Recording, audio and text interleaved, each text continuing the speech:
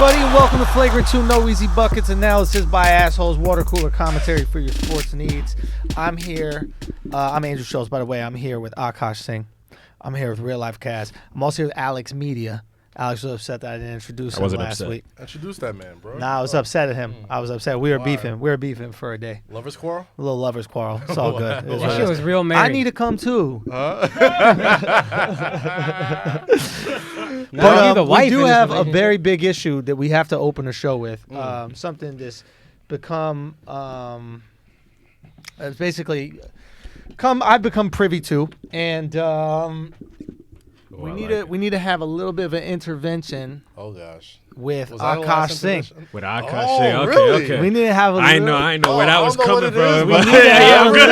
As long as not on me, I'm good with that. I don't know what it is. As long as I'm not the one getting the intervention. We need to have I'm with it today, boy. Let's go. Look, Andrew, that everybody nervous because we need to have an intervention. He's the only one that knows about it. Listen. On that. Listen. That same energy? Alex, like is Alex's hoodie? By the way? Is your phone on, by the way? It is. Because I'm gonna drop you a little something. Okay. I just need that same energy kept. Was kept for me. If there's one thing you know about Andrew Schulz, it's the energy gonna stay the same. This is gonna be great. It's San Diego over here. We don't switch temperatures. Okay, ain't no seasons with Andrew Schulz. I have no idea. Okay, so we got. You got what I just sent you? We got. Yeah, I'd like you to get it ready to be pulled up. Okay. So. It's come to my attention, right? It's come to my attention. I like where this is going. Put it this way: we need to take a look at this alleged apartment in Secaucus. Hold on, let me make sure. Let me make sure this chair is. Let me make sure this chair is sturdy. Because this alleged apartment in Secaucus might be a little bit bigger than we had thought, ladies and gentlemen. Okay. It might be more than it might be more than just an apartment. Because ever since Akaash has taken over the merchandising portion of Flagrant 2, it's become a global phenomenon. Has it? Has it become a global phenomenon? I think it just might have turned into, I'm stalling so Alex can get the picture up, a global phenomenon. It's still going. How much can we stall? Alex, goddamn. You know what? The only reason I went in early is because Alex gave me the nod, like he had it lined up. He had the gun cocked. He was like, "Just say the fucking word, son. Just say the word." Anyway, basically, what I'm trying to say is, Alex been acting like he had this whole shit. Akaash handling the merchandise. I think he's doing a great job and everything like that. I'm trusting this, my loyal friend. And hold on. Now he's doing this excitement gambit so that we can all get excited. Like, oh yeah, India, they're taking our shit and replicating it as bougie. It's whatever, not bougie. It's whatever. It's fake. You know. Here's what I'm learning. At first of all, what you guys are not looking at because you're not watching the YouTube, but you can at YouTube. I'm so hyped. Was Flagrant 2 merchandise in India. Now, the first time we had someone reach out to us about this, right? I assumed that someone bought a Flagrant 2 red hoodie and put it in an Urban Outfitters. I never believed that for a second. I know you didn't, but I assumed that you weren't ripping all of us off, right, with global merchandising deals. Right. So I get this DM, okay, from a nice gentleman that lives in India. Asshole. Respect to you. I'm disgusted. I am deranged. Hoodie. I am deranged. I see a gray Flagrant 2 hoodie, okay? And they're selling it in Mumbai, Maharashtra. That was good pronunciation. That was a good attempt. Do you know where they're selling this piece of merchandise? You know what deal you struck up, Akaash? Of course you do. Where are they selling this? Shoppers Mart. What is it called? Shoppers. I'm going to get the exact shit out. That was like how I pulled up the picture just yeah, exactly. I was a little hesitant. Shoppers Stop, which is essentially India's Macy's. Really? This is not an off-market This is not an off-market. This is not a one-stop shop. It's not on Flatbush where somebody's making fake Gucci bags. This is the Macys of India. It's all over this country. 2 billion people. They're selling our fucking Flagrant 2 hoodies. Akaash is undercut a deal. He's getting fucking rupees for every single one of them. Listen, He's got a goddamn mansion in fucking Sea Caucus. I've had enough of it.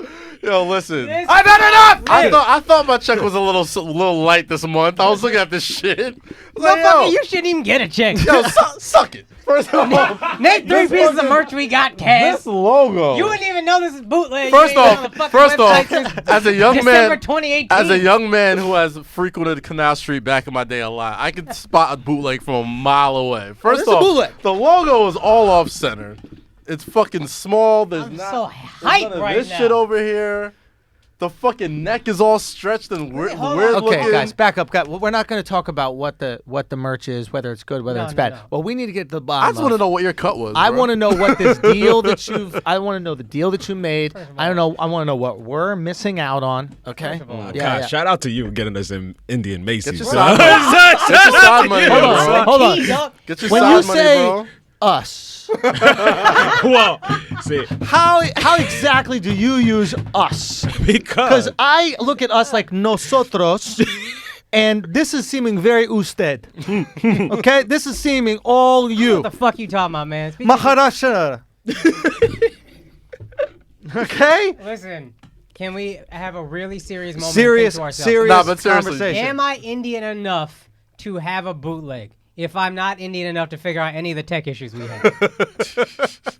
He makes a good point. he makes it very very. He is, Also, I'm he so is one fucking hyped right off-brand now. fucking Indian. Because it don't matter if it's a chain, they're still gonna sell bootleg shit. That's how India works. India, a bootleg ass country. That's just what we be doing. I'm so hyped because the first time I was in Gujarat. You don't know this about Gujaratis. No other Indians like them. We're disgusted by It's them. Gujarati. They're like our Jews. Everybody pretends they like them. Nobody really does. Right. Mumbai poppin', bruh. Yeah. I'm in Mumbai in February. I'm gonna buy this fucking hoodie. How Tell me where it's at. Convenient. It is kind of convenient to me. It is wild that you're going to Mumbai. I would just like let's touch on Man, that. just Thank you for hold on, bringing that wait. up, Alex. Yeah, because please. Akaash tells me that he's going to be away in, I believe, March, right? February, March. February. He's like, I have to go away for 3 weeks. Son, that's mad smart, son. First of all, That's mad smart. you have to go away in 3 weeks. They've been selling these hoodies for, I don't know, maybe a quarter. Maybe you're going to collect your quarterly earnings. Quarterly earnings. I think we got a fucking problem right Andrew, now. I gotta keep it think real we with got you. a fucking problem. Andrew, I wish gotta you keep it did. real with you. When you said we're gonna have an intervention, I thought it was gonna be like something like very like that we could get on Akaash for. Like, as a man who just admires hustlers, Yeah, I know. I'm not even mad. I fuck with that shit hard. I'm like, God damn it. I'm disappointed I didn't really do this. I'm like, yo. Can you at least give me credit though for if I was gonna steal merch, I would just fucking have Paul ship it to India? You know what I mean? Like I could get real bootleg merch. That's something a hustler Why would you say. have an American make merch when you could have an Indian make the merch? At half the Good point, price? you're right Yeah, about At a that. fraction of the fraction price. of the Right about price. that. That's something a hustler would say, though. Frankly, I'm shocked we're still using Paul when you've got these fucking Indians that are sewing this shit together for 3 Gujaratis a day. Put it in their Macy's and shit. We're in fucking Macy's. Can I tell you something about our American merch side? Not in Macy's. Bro, we Is that a in little India. We annoyed? popping in Is India, anybody you're else a little welcome. annoyed about that? So we pop it in India. I'm bro. not even that, Yeah, bro. first of all, Andrew, the I was number all one ready cut to- out the middleman motherfucker. He wouldn't even let us in Macy's if they came to our door. He said, nah, they could buy it at youtube.com. Fuck out of here. Fuck out of here.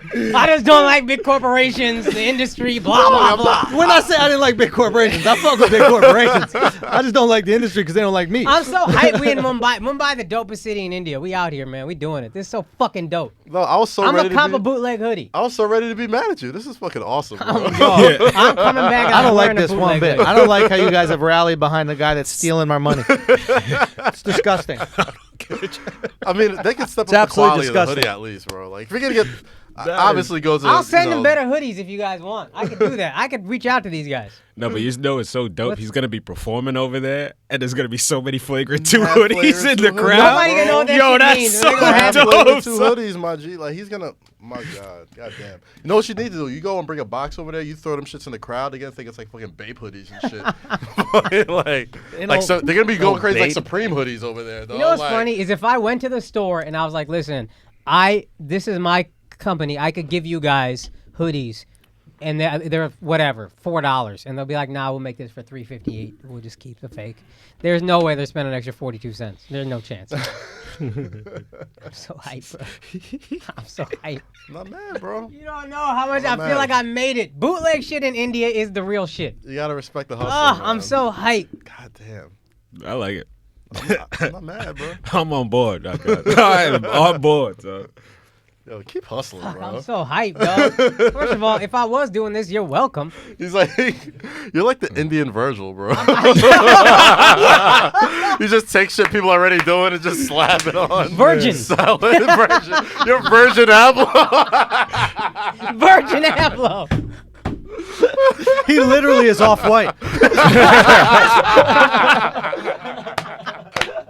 I'm so hyped about this. Oh, fuck. So funny while we get fucked in the ass by this Indian. I just taught him how to have sex last week. This week is already fucking us off. Ooh, speaking of that, Was that the Patreon? Was that the Patreon? That was the Patreon. Son, Patreon. I gave Yo, oh my God, thank you, Andrew. Son, I Thank dropped you, a sex Andrew. move. Woo! Yo, this is real talk, lady assholes. All of y'all are listening, There's a lot of them. and there's a lot of y'all out there. I dropped a sex move that is guaranteed orgasms for y'all. Not one, multiple. Alex, how many first time trying did she have? 3. First time trying. Whoa. Yeah. First time trying. Yeah. 3. Okay. Yeah. That's my whole relationship. Son, stop lying. No. That's 4. It's 3 more than my whole relationship. That's 4 more. Your bitch in debt. Sorry. I didn't call her a bitch. She negative. No, my girl from Philly, so she's cool with, I mean, maybe not a white dude, but I be teasing her like, bitch, and then she gets it. Yeah, but you allowed to call your girl a bitch. I ain't gonna call your girl a bitch. Whatever. I wouldn't call your girl a bitch. No, I know. Anyway. I mean, if you let me call that bitch. hey. No, I like it. I like it. Respect, man. These bitches need to be told. These bitches, but. Let me tell you something. Shit. How much money that bitch getting from our hoodies? How much money? They're flying first class to Mumbai, No bro. disrespect, Shit. Akash's girl, but I don't even talk to her by her name. Her name is Akash's girl. So You know, your girl's name was Respectfully. in my phone as Andrew's wife. yeah, we don't. Respectfully. First of all, That's how I you're never supposed put any girlfriend. I don't put any of my friends' We girlfriends' lived number in together. my phone. We lived together for Yeah. however long, and it was literally like 2 weeks before we moved. I was locked out, and I was like, Andrew, I need your girl number. That's loyalty right there. You got a velvet do-rag, son? Yeah, it's velvet, bro. Son. Vince paying, bro. I'm not gonna lie. That's that for Bow this Wow weather, joint right son. there, right? That's For the this Bow Wow weather, joint? you Yeah. kind Now of the need Bow Wow that. one was red. This is just black. This is just Whatever. This is the coldest day in New York in years. Don't switch the topic. Oh, you need You know who's not cold? These motherfuckers wearing our hoodies in Mumbai. That's who's not cold. They're not, Yeah, yo. they're not. They're very I warm. wish I in was Mumbai. supplying, man. I do. Fuck. Anyway, so we got to get to the bottom of Shopper Smart. When you go in there, just ask them what idea it was. I'm gonna ask them. I'm gonna go see how they. Or What shopper is shop. this to them? Some shit. They had to have had a conversation about Oh, it. They real had to have, quick. Sorry, guys. Just go back to this sex move. Right. Yeah. We gave it away on the Patreon. Son. Alex tells me afterwards, you say verbatim what you said to me. Well, he goes, just to set you up, Yeah. because we spoke a lot about it, but he goes, you shouldn't have given that away. You shouldn't have given that away. Now, this is to all the lady assholes listening, this is why y'all don't come. Because you should know that this exists. How do you ladies not know that this exists? This should be your go-to fucking move. Every single time. This is my guarantee. How'd you discover it? Laziness. Literally like all great Damn, discoveries. I really Laziness, don't. I man. really don't want you to give it up. Son. I don't like. I don't want to be It's on the selfish to the Patreon. assholes, but If you give it up, son, you have to name it. It's on the Patreon. Oh, it's You have to name it just so The Schulz So I can settle. claim it. you can claim it. It's like my shooting star. Exactly. Or not shooting star. What are those things? Like a Comet. It's a comet. Yeah. or even fucking a hurricane or some shit like with a hurricane. Bro, I'm telling you. Oh my God, it's one of those things where like a girl will be like having sex with me and like she'll be trying to do her thing, and then like I'll try to put her in it, and then she'll be like, "No, I want to do it like this." I'm like, "All right, bitch, whatever." However long you want to wait until you nut, just you let me know when you're ready to come, and then boom. How long did it take her? Let me guess. Can I guess? Yeah. From when it started. May I guess? Yeah. 40 seconds. You probably very accurate. Now. And then the crazy part. Soaking. So that yeah. So that afterwards, it sounds like. Sound like you cleaning a prison floor. No, it sounds like a fucking stopped up toilet, and you're using the plunger shit. It's like, yeah. So we hit. Yeah. So she's going through fucking convulsions and shit. Yeah. Oh, their legs shake afterwards. Crazy. Yeah. And then we waited like 30 seconds. Son, less than 30 seconds for the next. Oh, that's the thing. That's Once why you they gotta have start, the shit hooks is on. once they Right? start Crazy. it, so once they start it, it just keeps rolling. Once the ball rolls, it just keeps on going. That's So the thing. she But tapped Alex, out after the third. of course she's gonna tap out, and then she's gonna want more. But that's gonna be the position. And the great thing about this for me was always like, it was just like, you got to get off so I can have fun. Mm-hmm. But Alex is saying to me, what Alex said to me is, you can't let that shit get out there in the world. And on some level, it is my sexual competitive advantage. Like, Word. if you want to be a hoe, like I'm out here hoeing, right? But I'm allowed to hoe because you come 3 times. This is true. If you're not coming 3 times, or everybody else, if these guys, taking you out to dinner, taking you to fucking Broadway plays, you guys going to Hamilton, and he makes you come 3 times, and I'm like, do you want to meet at, ampersand and have a Guinness? That's not as sexy. It's not. That my competitive advantage was this orgasm shit. I'm mad. It's been And 2 it keeps years, you and you wild, just Ted. now told me about this I shit. think I tried. I think I did tried on an old episode. Anyway, Alex has said to me, he goes, we need to keep this tight. Yeah. This is by far the best advertising we've ever done for the Patreon, by the way. Yo, If you didn't see last week's Son, episode, the cheat code. this is the week to do it. Alex called it. Alex called it. Son, Alex said, bro, you hit me with the game genie. Shit, I gotta try that shit. Yo, son, Kaz. I gotta give it a shot, yo. I'm giving it a Cheat shot this code. week. Fuck it. Son, but what baffles my mind is that women could not have discovered this already. Like, we've reached every single inch of the sexual universe, right? Like, you can find every single type of porn, every different slight little kink that could get ourselves off. We even found out you could get off by putting shit in our ass. Yeah. That there's a way to make guys come. You've heard about this, Well, right? women knew that, though.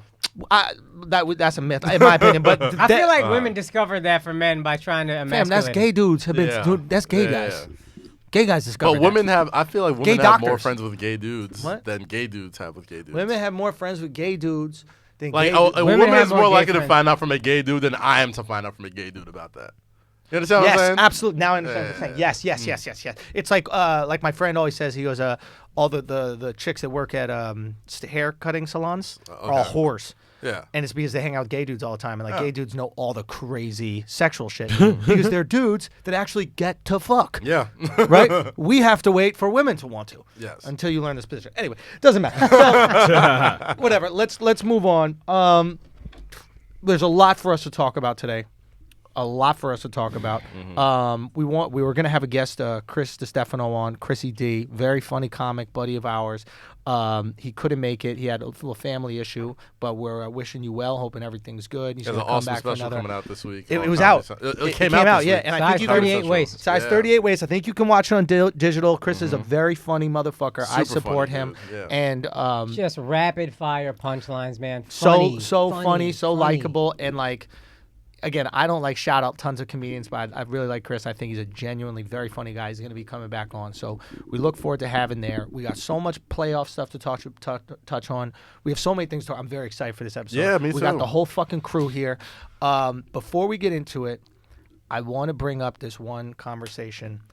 I think it's over for Supreme, the clothing brand. Yo, I thought this a year ago.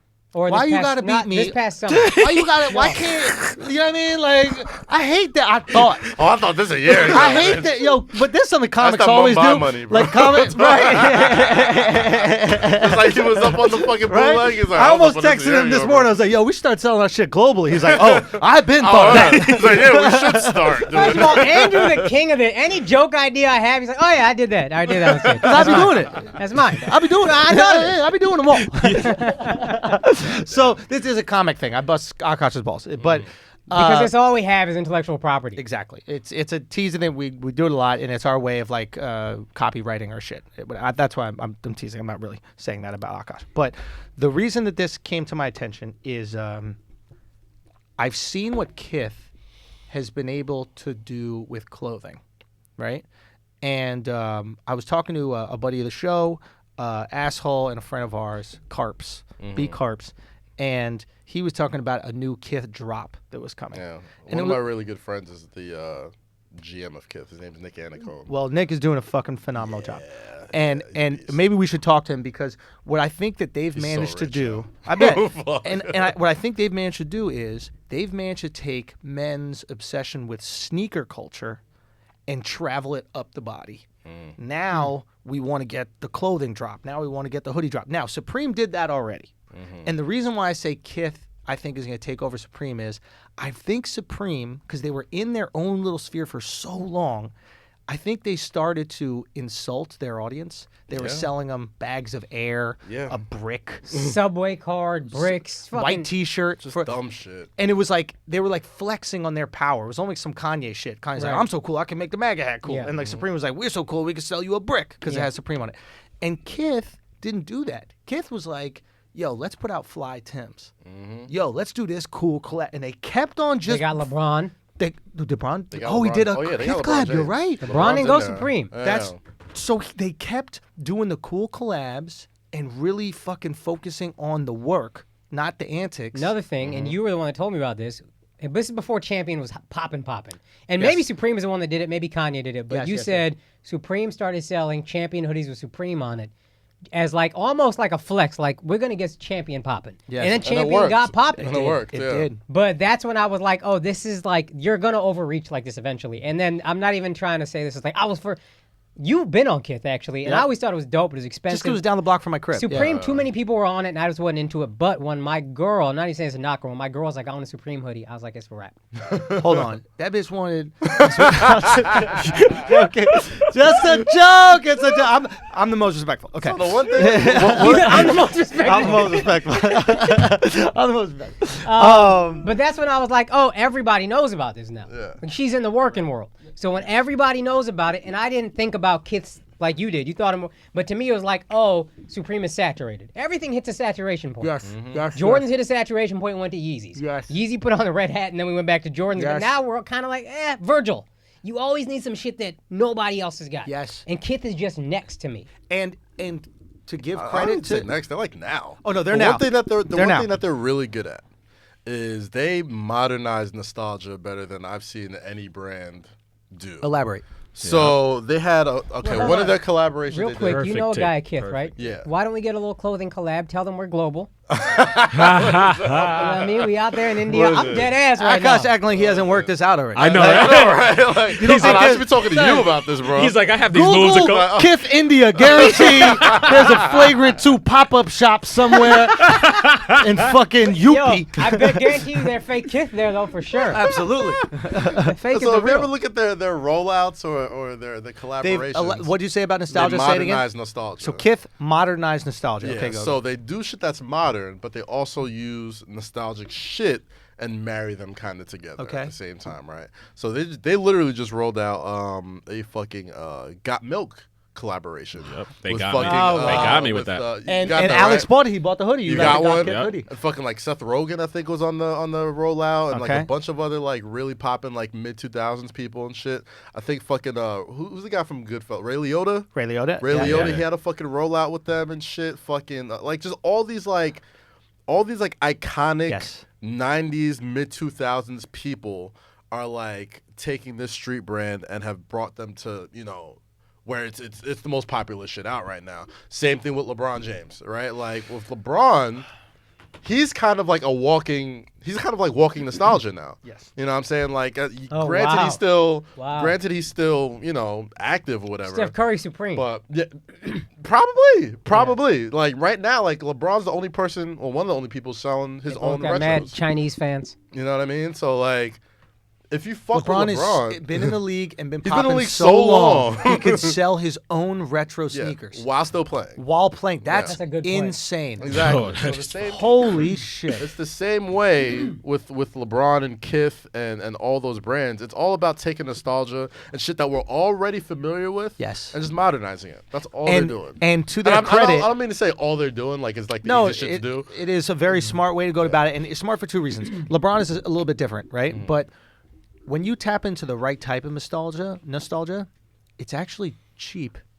So getting LeBron James to do a collab with you is expensive. Of course. Getting Ray Liotta, It's not. hey, you know who else is cheap? Karate Kid. Yeah, that's You know who yeah. else is cheap? Got Milk. If you go and shit look that back- penetrates us because we know about 'Cause it, we know but about it this. ain't. You're not paying $100,000 for per show for Really these people great. now. Because Really every great. brand is trying. Every brand they go into a boardroom. They're like, "Who's hot right now? Who's hot right now? Who do Fuck we need? that. Who do you know? Fuck Who's that." still with us, but not hot right now that they're going to cost so much money. And they're not even hot right now. They mean something to us. Yes, it's Yeah. in us Karate already. Kid means something Yes. from your childhood. That's something. Every show, Fuller House. That's all TV is doing. Let's just reboot some shit. Oh, take Joey from Friends, throw him on a show. Dude. Take Kevin James, kill off his original wife, bring back Bring the bitch back from Leah King of Remini. Queens. Yeah. And they didn't do this as well at all, but Urban Outfitters Yeah. would really do this with T-shirts, Yes. right? Yep. They would do it. I mean, the way Kith has really integrated them seamlessly is much more sophisticated. But Urban would just be like, "What was cool when we were a kid? Jaws. Throw it on a shirt. Yeah. People will buy it, right?" Point. Kith is taking it next level. Like, yo, we're doing a Karate Kid layout. If I could of look whatever. up like some just in the past year, some Kith rollouts, Alex, if we could find some, just like the way they've taken shit that like we all grew up with, Yeah. and have just put some Subtle luxury, flex. some subtle luxury on it. That's the thing that they do, man. It's just like Just like a little touch. Did you see the Tims? I saw the tip. So when everybody does Tim's now, they make a big difference with the Tim, right? Like when they try to do their collab with Right. Tim's, right? They put out a regular Tim, and you know the little leather thing by the back of the heel, the Achilles part of the heel? Yeah. One was blue, and the other was wheat or whatever, or like a little bit red. So flex, small, That's it. but you're like, nah, I want those. Yeah, the light I want flex. those Tims now. It's just you upgrade. It's like an iPhone, like we were talking about with Steve Jobs. It's like you just made the little subtle upgrade, and now the other shit looks so horrible. The light flex is the best flex. Like the richest people, they don't got fancy sneakers. They wear regular clothes and a nice ass watch. Yes. You gotta really be paying attention to notice that's a Breitling. And that shit will have That's like a the leather flex. band. It won't even have like Yeah, a big leather gold band. band. Leather band. The lighter the flex, The heavier more- that shit really the is. heavier The impact. That's yeah. why I Yeah. love those old. You ever look at those fucking shitty memes online when it's like it's a picture of like Bill Gates and Warren Buffett, and it's like, oh, they're both worth billions of dollars, not a single Gucci belt in sight. Yeah. Yeah, but that fucking watch he's wearing that doesn't look like shit. Yeah, it's worth like $500,000. You know what I'm That's the saying? fucking Like flex, that's the yeah. real fucking flex over there. It's not White just tees 'cause- and rollies is the heavier flex than any other piece of clothing you could put on. Yeah, and even the white tee. It's not a Hanes. That's not a Hanes white tee. Yeah. Like, But they flex in different ways. Like he doesn't own a car; he owns Coke. yeah. Yeah. That's a way But bigger their flex gotta make them money. Say what? Their flex has to make them money. Yes. Actually, Yeah. and this does end up making money, but the richest, heaviest flex that's flashy is a sports franchise. Oh yeah. Fucking what's his face? Stan Kroenke. Owner of the Los Angeles Rams. He I thought also that guy owns- had a stroke on air. Me too. When they handed him the trophy, he was like, he responded like Latino boxers respond when they're trying to answer the question, but they have no fucking clue what Max Kellerman just asked them. Dog. So I'm watching him. I'm just like, I know this guy from somewhere. I Googled him. I'm like, oh yeah, he also owns the fucking Denver Nuggets. Nuggets, yeah. He also owns like a bunch of other sports. My man's teams are on the franchises. come I'm up, huh? like, fuck. No, he's killing it. This dude's gonna be making a lot of fucking trips. But these dead ass, like off-seasons. that shows you that if you actually have good ownership, that it can trickle down. Absolutely. Oh yeah. Like there's a reason Nuggets, like you said, are doing well. The reason Cowboys, the Rams are, Knicks. There's a reason they struggle. Yeah, it's facts, and I hate to admit it, but you know, like the Brooklyn Nets have gone from very good to terrible to back to respectable all the time where the Knicks have remained terrible. Yep. You know what I'm saying? And Great it's point. Like, and that hurts for me to admit. Like, I'm watching Nets games now. I'm like, fuck. These guys are really good. They might make some noise in the playoffs. D'Angelo Russell might be an all-star. Yo, like, D'Angelo Russell. And I'm just like, fuck. And they lost their best player, Karis LeVert, who might be coming back. And it's like, and they have a draft pick this year. So it's like, and this kid Dinwiddie is playing well. Like, they got a little squad. Their center, Allen, the Afro kid? Jared Allen. Yeah, it's like, fuck, they got a good little team. You know who's friendly, very friendly with your boy Grunky? Who? What's his name? Sam Crunk? How do you pronounce his name? Kroenke. Grunky? From where? The Rams owner? The owner of the Rams.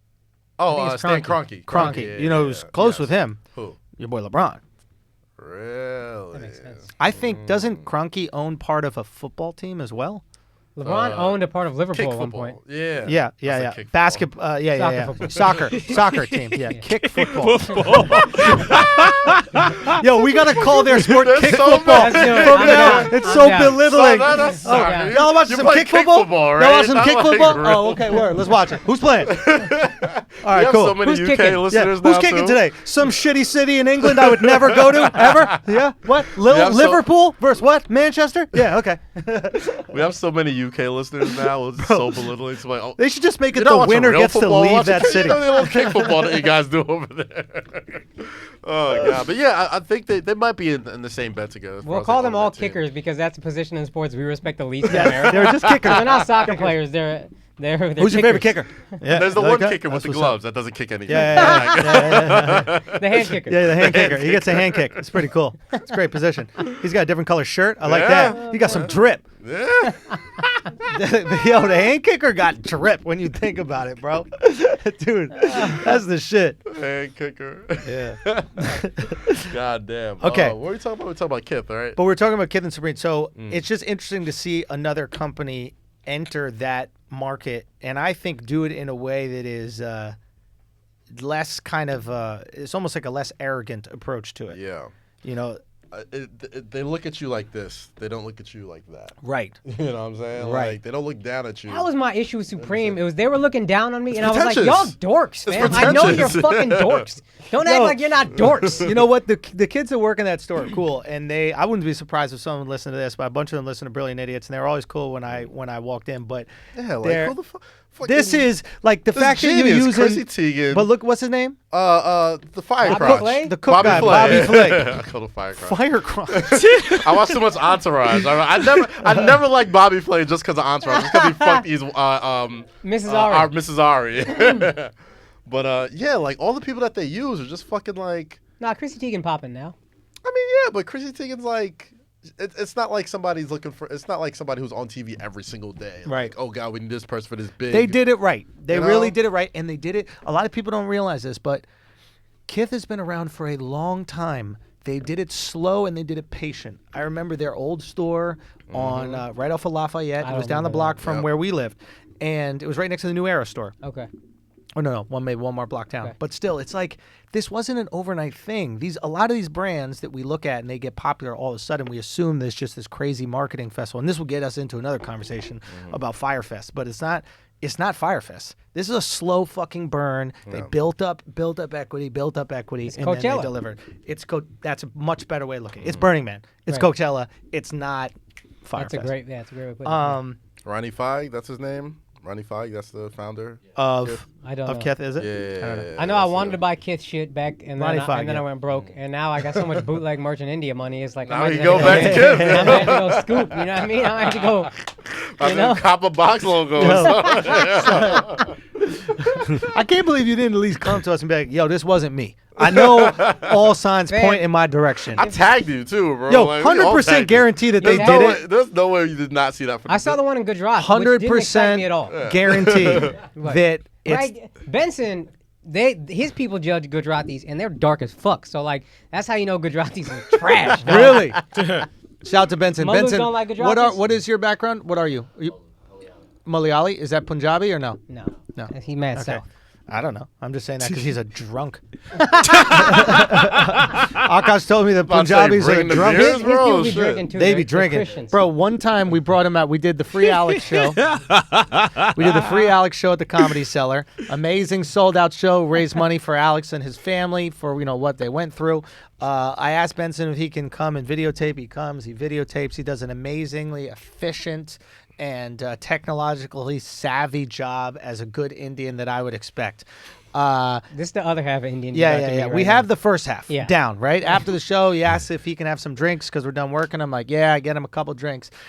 We go to another venue. He goes outside to smoke a cigarette. All of a sudden, this bouncer comes running in, and he goes, hey, you got to get your friend. You got to get your friend. I go, what's up? What's wrong? He goes, oh, he fell in the garbage. I go, wait, what? Did y'all help him out? He goes, yeah, we helped him out, but he fell right back in the garbage. He fell in the garbage twice, and he just goes, I'm not going to put my head in the garbage again. I can't put my head in the garbage so many times. So your friend's still in the garbage, maybe you go help him out in the garbage. So I go drag his ass out of the fucking garbage. He's literally laying in a pile of fucking garbage. No. We're not gonna cut Can't go to the rest. Can't go to the rest of this. Listen, you was definitely smacked. Lying in the fucking garbage. I go drag him out of the garbage. I go, all I'm gonna this. get you an Uber home. I put him in an Uber. I go, what's your address? Right? He goes, something, Long Island. I'm like, bro? I'm like, bro? $10 for the Metro North. I'm like, son, it was mad. Hey, Kaz, it was close, man. I almost looked up that Long Island Railroad schedule. I was like, take this motherfucker to Madison Square Garden and let him make it home himself. Radical self-reliance, my dude. If you can make it in Gujarati, you can make it in Manhattan. Oh, that's hilarious. Oh, Anyway, God, it's good to be yeah, with shout you out guys. to Kith. So Yo, fuck. shout out to Kith. They doing the right thing, do man. that Shout out to collab, Nick yo. Anicone, man. Send us some shit. We Real like, talk. We like free shit here. all Real the time, so word. talk. And So Supreme too. If y'all listening, Nah, I'm not you mad can at send us. that to You can them. send us free shit. Too. should we? Y'all We got a can lot of. send me everything. We got a lot of shit. We got a lot of shit to get into. No, matter of fact, there's a guy who works at the store. I think his Instagram J Hulmey, Hulmey, and he plays. I believe he plays like for their basketball team in the Basketball City League, but he listens to the podcast. Supreme? And Kith. All right. So we're gonna try to bust your ass again this year, even though I think y'all beat us last year. But word, thanks for listening. Yes, sir. And you guys are doing good work over there. But let's start talking about what y'all think about some playoffs, cause Talk about it. This shit made me sad, man. Let's talk about it. I was rooting for Breeze. I want to, at the very least, I want to Breeze God Brady. damn. okay. Tell me. Poor Breeze, dude. Yeah, go for it. They got fucked, man. That's the worst call I've ever seen in the playoffs, and I've seen some bad calls. Bring us back to the call and bring us back to the time, so everybody. Some people aren't going to be listening to real football. We got some kick football fans Kick here. football. Oh, yeah. okay. Well, they're Don't thinking be of bringing a real confused. football team to kick football countries. Like England is going to get an American football team. Wait, And A they're real going to football have team. real They're gonna have real No, football in first of all, England? it's not real football. It's just football. Oh, So right, football. Yeah. So they're going to have football in England. London is probably going to get one football team. Now, I don't know if it's going to play in the same stadium as the kick football team. Right. But they're going to get a football team to compete with kick football over there. I mean, I don't think it's a competition, bro. No. It's not. Anyway, so bring us back to. So Saints Cup jump out to a 13-0 lead. Yep. Same exact thing that they did at Philly last week. The Rams did to them. Fake punt, slowly climb back into the game. But the Rams, it's a tie game. I want to say it's 20-20. Okay. Rams are driving. They throw a deep ball there at I think like the New England. I'm sorry, I think at the LA like 18-yard line or something like that. They throw a pass on third down. First down, they throw an incompletion. They probably should have run it. Whatever, throw an incompletion. Second down, they run, get stuffed. So LA uses a timeout. Third down, Drew Brees throws a pass. The LA corner, nickel corner, safety, whatever he is, runs over, literally says in the postgame, I was trying to pass interfere because I didn't want to get this guy to score a touchdown. I figured even if I get called for a foul, at least he doesn't score, we stop them, fine. There is less than 2 minutes left in the game. So what It was should a have minute, happened, 53 seconds left. What? Go. LA has one timeout left at this point. So what should have happened is they call the pass interference because before the ball even gets to the New England receiver, he is plowed over by the LA corner. Now, two things we should mention about how he's plowed over. Not only is it pass interference because you're not allowed to make contact with the receiver before he touches the ball, you can both go for the ball. It was also targeting. But it was also targeting And because it was helmet to helmet. Oh, right? that's also true. I didn't think about targeting as well. Yeah. So explain what targeting is. So targeting is like when you're not even going for the ball at all. Right, you're just making a move at the player, and you're allowed to. Again, you're allowed to target once contact has been made with the ball. Yes. That's not target. That's just a tackle. That's a fair football. But even if he did catch the ball, it would be helmet to helmet. Yes. And that would be 15-yard penalty. Half the distance to the goal. Half the distance to the goal, and they were close enough like where it would be there. to the goal line. And then it would be a first down. Inside the 10. Inside the 10. This is already past 2-minute warning. The Rams have one timeout left. That means that they would down it again, game's over. For a tie. Worst case scenario, they missed the chip shot, they go into overtime. But Boom. they would have nailed it down to maybe what, No, I think they were 10 up. seconds? They would have it was tied. They would have either was gone tied. for the touchdown, or they would have run it or kneeled it, and then kicked the field goal. They probably would have run one play just to see if they could score a Just to touchdown. see. Fair enough. And then if you get stopped, the clock is still running. LA uses timeout second down. You can either run it in for a touchdown or kneel it, and kneel it again. That takes a minute off the clock. Yeah. So you kick a field goal, and LA has 30 seconds left and no time. And anybody who's a kick football fan, the reason it takes a minute off the clock is because there is a play clock, and you get 40 seconds, 30 seconds? 35 seconds. 35 seconds to Right. do your play. In football. So, yeah, 20 seconds left probably by the time LA gets the ball. In other words, the game is over. The game is essentially Now, over. here's the thing. There's actually There's a lot of times when you could see a missed call, but you never know what could have happened. No, that was the most egregious. Two missed line refs, call. by the way. There's two line refs literally on both sides of the play, right? So you have one that is, I guess, I don't even know how to let's say one is on the 15-yard line, and there's one that's on the 5. Yeah. So they're both looking at this exact same thing happen from the same thing. And it's an isolation fade to the right corner. There's So there was nobody there. It was literally just those two That's out it. there. If you see the fan cam video, it looks so much worse because what's 14 plus 4, whatever. The entire both other teams are on one side. There could be nothing else distracting. There's nothing else to look at. Yeah. It's just them. But this missed call, and you just got to feel for Breeze and The whole city in Peyton, New the Orleans. whole city, that is a life changing, not even career changing. That is a life changing. Drew Brees goes to the Super Bowl. He's potentially, if he wins that Super Bowl, he's in the GOAT conversation. Without a doubt. This Without holds a him back from fucking that. doubt. It's and there's a cool. I have no clue if this is true. I saw it on Twitter. It could be complete bullshit. Okay, it could be absolutely complete bullshit. But I saw it tweeted. Somebody saying that all the refs that were playing in that game had some connection to either LA or the Rams. So I think one of the refs, something McKinley, used to play for the Rams. The other one lives in L.A. The other one grew up in L.A. There's all this weird Los Angeles connection. less inclined to believe that because there was a face mask on Jared Goff that should have got called the drive before. Yeah.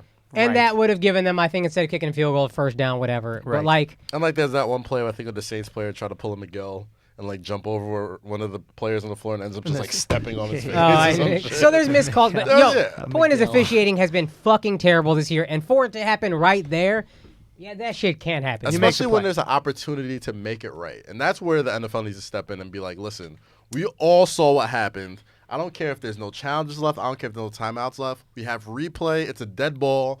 Go into the fucking booth. Somebody say, hey, dude, no. Less than 2 minutes left. That it's was booth reviews. Yeah. Let's just All include booths that. everything Bill should be in Belichick, to his credit, a guy who been benefited from a lot of bad calls, started his dynasty on a bad call, has said we should be able to review pass interference. Yeah. That just should be reviewable. Because that's a bang in the moment thing. Here's the thing about that. Every play could potentially be pass So maybe if it's interference. inside the last 2 Inside minutes, or 2. you use a challenge. It could be the same thing as anything else. Not every play, but you use a challenge if you think it's pass interference. You only get 2 of those a game, 3 if you win your 2. That's it.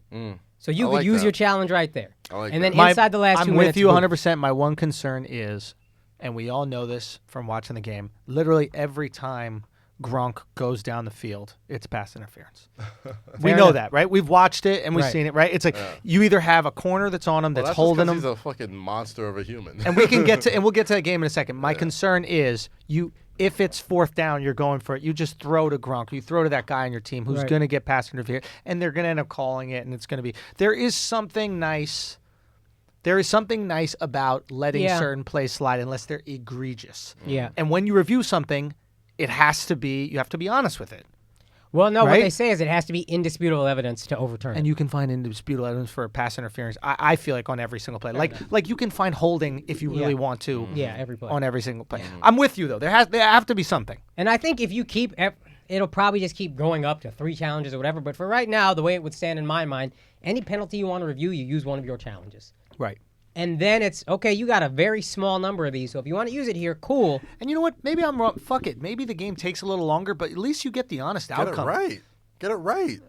Get it right. If we have so much time to see that replay over and over and over again before the game is over, they showed that fucking replay at least on the big screen, too. times. Thousands of times before the game was even over. If you have that many times to look at it and we all know it's fucked up, if the referees go up to Sean Payton before the game's over, it's like, hey, man, we blew that one. Like, fucking fix it. There should be some way you can go and fix that shit. And, like, that fucks up people's lives. Like, that fucks up people's lives. Like, there's... The only reason why they brought that team back is because the same shit happened to them last year. They lost on one Hail miracle Mary play, Stephon Diggs, and they're like, fuck it, let's give it one more try. Breeze is getting up there in age. Payne's getting up there in age. You still have a pretty good team. Fuck it, let's give it another shot. And then to have that happen to you again, ugh. No, that's a rough one. That's rough. That's a tough pill to swallow for any fan. I had no horse in the race at all, but, like, that's just an awful pill This to swallow. was what I felt. This is how you know the games were incredible this weekend. I had no horse in the race as well. And they were both fucking amazing. Yeah. Like, literally, we were watching editing all day, right? And, just kind of going back between shit and that forth.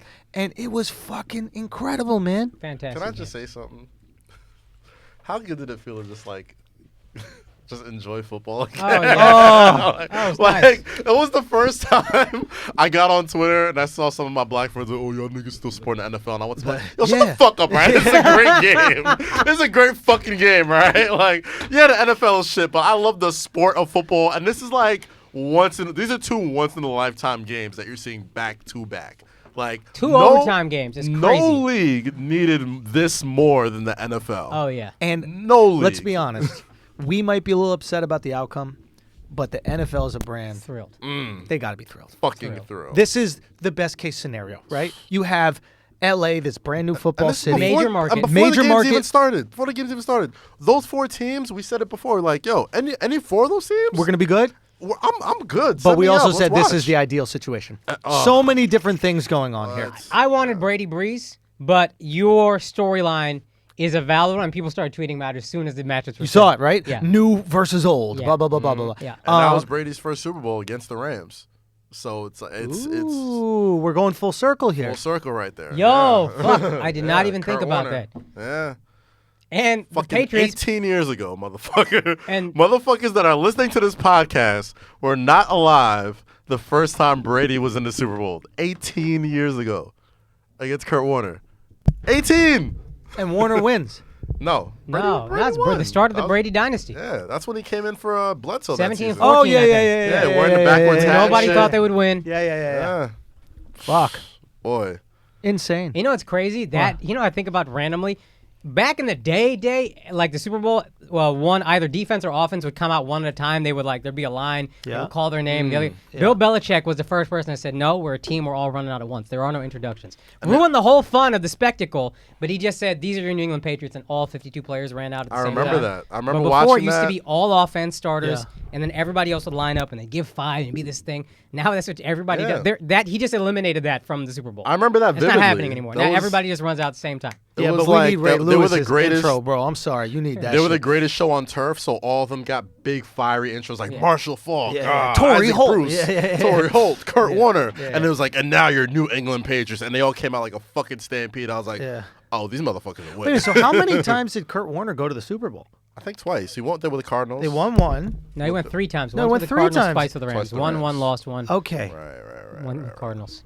What an amazing story that is. And Have they made bagging like a groceries. Christian movie about that? They must have made I just like know a- he was bagging groceries at one But point. I mean, that whole story is remarkable. I Yeah. can't believe somebody hasn't made a. Have they done a 30 for 30 about that? No. He had a Fox Sports thing, I think, at one point. Whatever, it doesn't matter. But what a fucking crazy story. Okay, And didn't he come from the XFL? no, he did arena football. Shut the Oh, fuck really? up.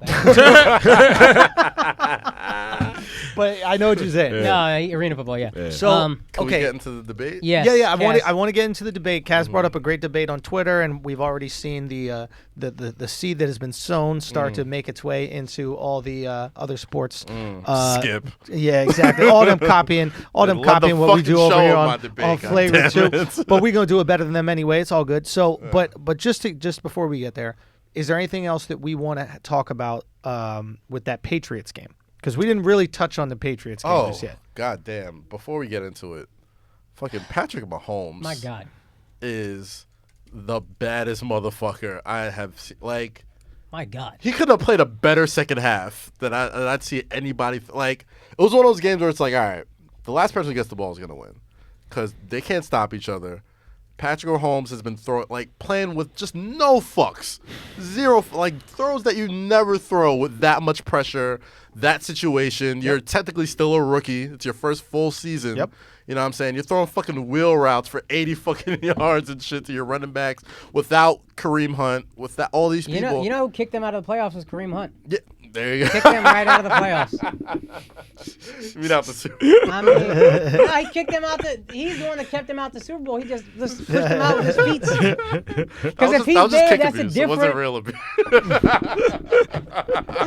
What is that in here? That wasn't real abuse. It was just kick abuse. Yo.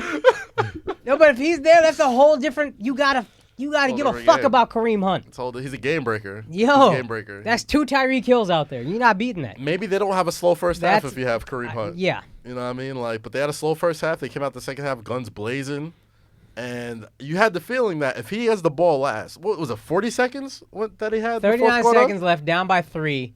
And they kick a game. And they threw a fucking bomb to I don't know who it was, and they got in the field goal range in like 2 plays. I think they should have taken. So they had 11 seconds left, no timeouts. I think they should have taken one more shot at the end zone. I agree, but he did a fake shot at the end zone. Yeah. That play before where he just because somebody went offside, so they had a free play, so he just chucked. No. That was 2 plays before. Oh, okay. Yeah. But he had 16 seconds left, and they took one shot at the end zone, but it was like kind of a half-ass throw. I guess he didn't see anything right away, so he just threw it away. Fine. You got time for one more of those. Because you do not want to get into overtime with Tom Brady and the Patriots. Here's a question. What is the penalty, yard-wise, for hiking the ball before everybody's set up? There is no. If your offense is set up and they're not, that's their fault. No. If your offense is not set up. 5 yards. But they stopped the play. What I would do, does the clock keep going? No, penalties always stop clock. Okay, so what I would do is throw that shit over the middle. I would throw it right over the middle, see if your guy can make a play. You have 11 seconds. Quick little slant, throw it over the middle, see if your guy can make a play for them. If not, you run the fuck up there, grab the ball. I don't care if it's you in the center, hike it, they go 5 yards back. You still got a chip shot field goal. No, this is a good idea. Do you see what I'm saying? I think everybody needs to be set on the line before you. I don't think you can hike like just you in the center there. Everybody's behind you. I'm saying, what is the penalty for that? I don't know. I think they just won't allow it. They just won't. The refs will blow the ball dead. They'll come in and be like that's why they'll back up and just like throw the ball on the floor or whatever. So like they won't let the play go. I assume there's a rule They'll let the play against go if it's encroachment. If it's right, but offsides, they won't let you be offside because that would be the best strategy. That'd be the best strategy. You're losing 5 yards to stop the clock. I assume there's a rule against that. Okay, typically, even in those like no huddle situations, everybody's got to be set. Yeah, and then you can snap. Okay, fair enough. Whatever. I agree. I would have went one more shot at the end zone, but the reality is you're probably not going to make it happen. Probably not. You just try. You got to go for it. Okay. I'm not going to blame that team for what they've done either. Like, it's, Okay, so here's my question. You guys already made that comeback. You just I wish I had Patrick Mahomes does this one thing. Okay, Patrick Mahomes, I think, exposed something. And I think he exposed that we give Andy Reid possibly a hard time. Because what he did is he almost beat the Patriots, right? By making big plays himself. And Andy Reid, I mean, you could say what you want about McNabb or Vic or whatever like that, but I don't think he ever had the type of quarterback that can take over a game on a couple plays. And I think we thought that's what McNabb was, and maybe it was because of how good Reid was. And I think we thought that about Vic for a second, but I think it was what Reid was able to do with those guys. With Patrick Mahomes, you have a legit Aaron Rodgers-esque superstar. Yeah. He's never had a quarterback as good as Patrick Mahomes. And what ended up and he's happening? Had some very good quarterbacks. And he had good quarterbacks, but what ended up happening when the plays that Reed drew up fell apart. Mm-hmm. Mahomes made his own play. Ball, and I will extend this drive. Yeah. And I think every coach. I mean, you see Belichick. You see that happen with. Mm-hmm. You see that happen with Brady. Dude, there was a great throw. Every quarterback in every fucking playoff team has to take you there. There's so much tape on you already. They know your formation. Look at Nick Foles. Tony Romo. Look at Nick was Foles. looking at formations. And he knew exactly what it was going to be. It was awesome to watch on TV because like we aren't privy to that shit. Yeah. But if he's seeing that, everybody's seeing it. A lot of people are seeing that. Exactly. So at some point, you got to give it to your quarterback. And be like, hey. He's seeing this without watching your film all year. He's seeing this just being a quarterback. Yeah. So you know that defense who've been watching tape on you all year. They know it's coming too. Exactly, right? So doesn't mean they can stop it, but they know it's coming. Exactly. Yeah. They at least know it's coming, right? Those blocks you could still have to get around, but they know it's coming. Fair enough. Now you have a situation where this guy is going to make a play by himself, and Reed has someone who can do it, and they could have easily won that game. Yeah. Belichick has a guy who can do. There was a play that Brady made in that game. I'm not exactly what time was left on the clock, but there was a play that he made. I don't know if you guys remember this. He drops back. The pocket starts to kind of close around him. Mm-hmm. He jumps up in it and rifles off a pass to the sideline. I remember that, yeah. First of all, how fast the pass got off, I was blown away. Yeah. Second of all, to sit in there, right? To jump into quarter. It was definitely in the fourth quarter. And I was like, oh, that's the difference. Yeah. That's the difference when you have a lead quarterback. And there's something that I remember writing down because I specifically wanted to talk with you guys about it. Because, again, I'm not as big a football guy as you guys. But there was a point where it was 3rd and 10, and one of the announcers goes, okay, it's 3rd and 10. You know they're going to blitz. So Brady knows in order to get this pass off and make it go 10 yards, he's going to have to take a hit. Yeah. Mm-hmm. That thing, just hearing that, yeah. I go, whoa, this is fucking cool. Yeah. You know for a fact that in order for your guys to get 10 yards, you're going to get clipped. You have to stay. You have to stay in that motherfucker and rifle it through. Bro, that shit got me so hyped. Yeah. It's like going into that down, it goes, you're thinking a guy who weighs 250 pounds. Easy. 300. Maybe 3. Yeah. Is going to run full hit you in force 4 into seconds. your fucking chest. Yeah. And you are going to sit there until that hit goes so that your guy can make it at least and 10 you yards gotta to get deliver the a strike. And a strike. You can't just throw the ball. Bro! You got to step into it, foot forward, vulnerable position, throw. These guys are warriors, though. Yeah. They're that fucking shit warriors. got me so fucking amped when I heard the announce. And that's one of those things where it's like, I would like announcers to make us privy of more. You guys might have known that. For me, I'm like, oh, some plays they get hit, some plays they I don't. didn't think about It's it like that. specific No, plays yeah. they get. They know when they're getting drilled. Yeah. They know if it's 3rd and long and you need that, you know you're gonna take a hit. And that's what separates the good from the great quarterbacks. Because you see some people, they get a little alligator arm. Like, Eli. Oh, fuck. Like, ah, shit. You know what I mean? Or they just, if they're athletic, they just immediately be like, all right, fuck it. I'm just going to do something. No, I'm just going to stand in here. I'm Boom, gonna trust take it. my guy's going to get there. And I'm going to put it there. And you better be fucking there because I'm going to take this hit. And they, You know what I'm saying? and it happened on that last drive where they threw it to Patterson, the other tight end that was on the team, who played well, but the shit went right through his hands, and then it went 3rd and 10 again. Oh, we didn't talk about this, motherfucker. Oh, the interception on when the 3rd guy and was 5, encroaching? and then poor D dude. Ford, who's I think a Pro Bowler. He's Poor good. dude, man. Encroachment. That's your season. That's it. Heartbreaking losses on both Also, sides. Andy Reid could have won this game. Yes. I think that we've been a little hard on Andy Reid, and I think that having that You've real. been pretty hard tonight. Son, I'm hard on him. I'm very hard on him. But I call him the greatest regular season coach in history. yeah. But I think that we've been very hard. And now that he has elite quarterback talent, you might be there might be like a second life. He's got to last 5 more years because the thing dude. about getting back is so 5? fucking hard. You see fucking Patrick Mahomes, unless he fucks up royally, I'm riding with this motherfucker till the wheels fall off, bro. Oh, Like, they're going to ride with him. I wouldn't be surprised if they bring back Kareem. Yeah. Oh, no. He's going to get So, another job. Other teams He's are getting already another job. interested. let me take. I know I'll be having a lot of wrong predictions, but as soon as the Kareem Hunt thing happened, based on what we talked about with Miko, I was like, oh, Kareem Hunt said all the right things. All the fucking company lines, he was right there. I lied. My team did nothing. I said to you, Kareem Hunt is coming back. Of course. He's going to go through his little I thing. said that a year ago. Yo, before he was kicking people, I did say he was going to kick people and say all the right things. I did say that. I think I vaguely remember that. But go on. But I was like, yo, he's going to come back. He's going to do all this shit. You're right. He's going to come. It happened even faster than I thought, and I didn't think this many teams would be like, yeah, I want him. A 23-year-old. He was wearing sneakers. You can't hurt no girl if you wear sneakers. Like, listen. Yeah, if y'all really think motherfuckers really give a fuck. If you kick a bitch in them new Kith Tims, though, like, did you? that shit right there, that's foul, bro. You can't kick a bitch in Kith Tims. Oh gosh, that's worse. You might mess up the tip. You might mess up the whole tip, bro. Precedent has been set. Which one you kick it with, the red or the blue? What did Achilles shit look like? What were you saying? God. No, I was just saying the precedent's been set. Like, it's like, fuck. As long as you ain't kill nobody. I'm saying, though, I'm not. Take a year off. I'll bring you back. Yeah, get your legs fresh. I'm saying about God damn it. Flagrant out here, boy. I'm saying about Reed, though, it's not that easy to just get back. No. Like, Yes. it's so fucking hard to win Yes. a Super Bowl.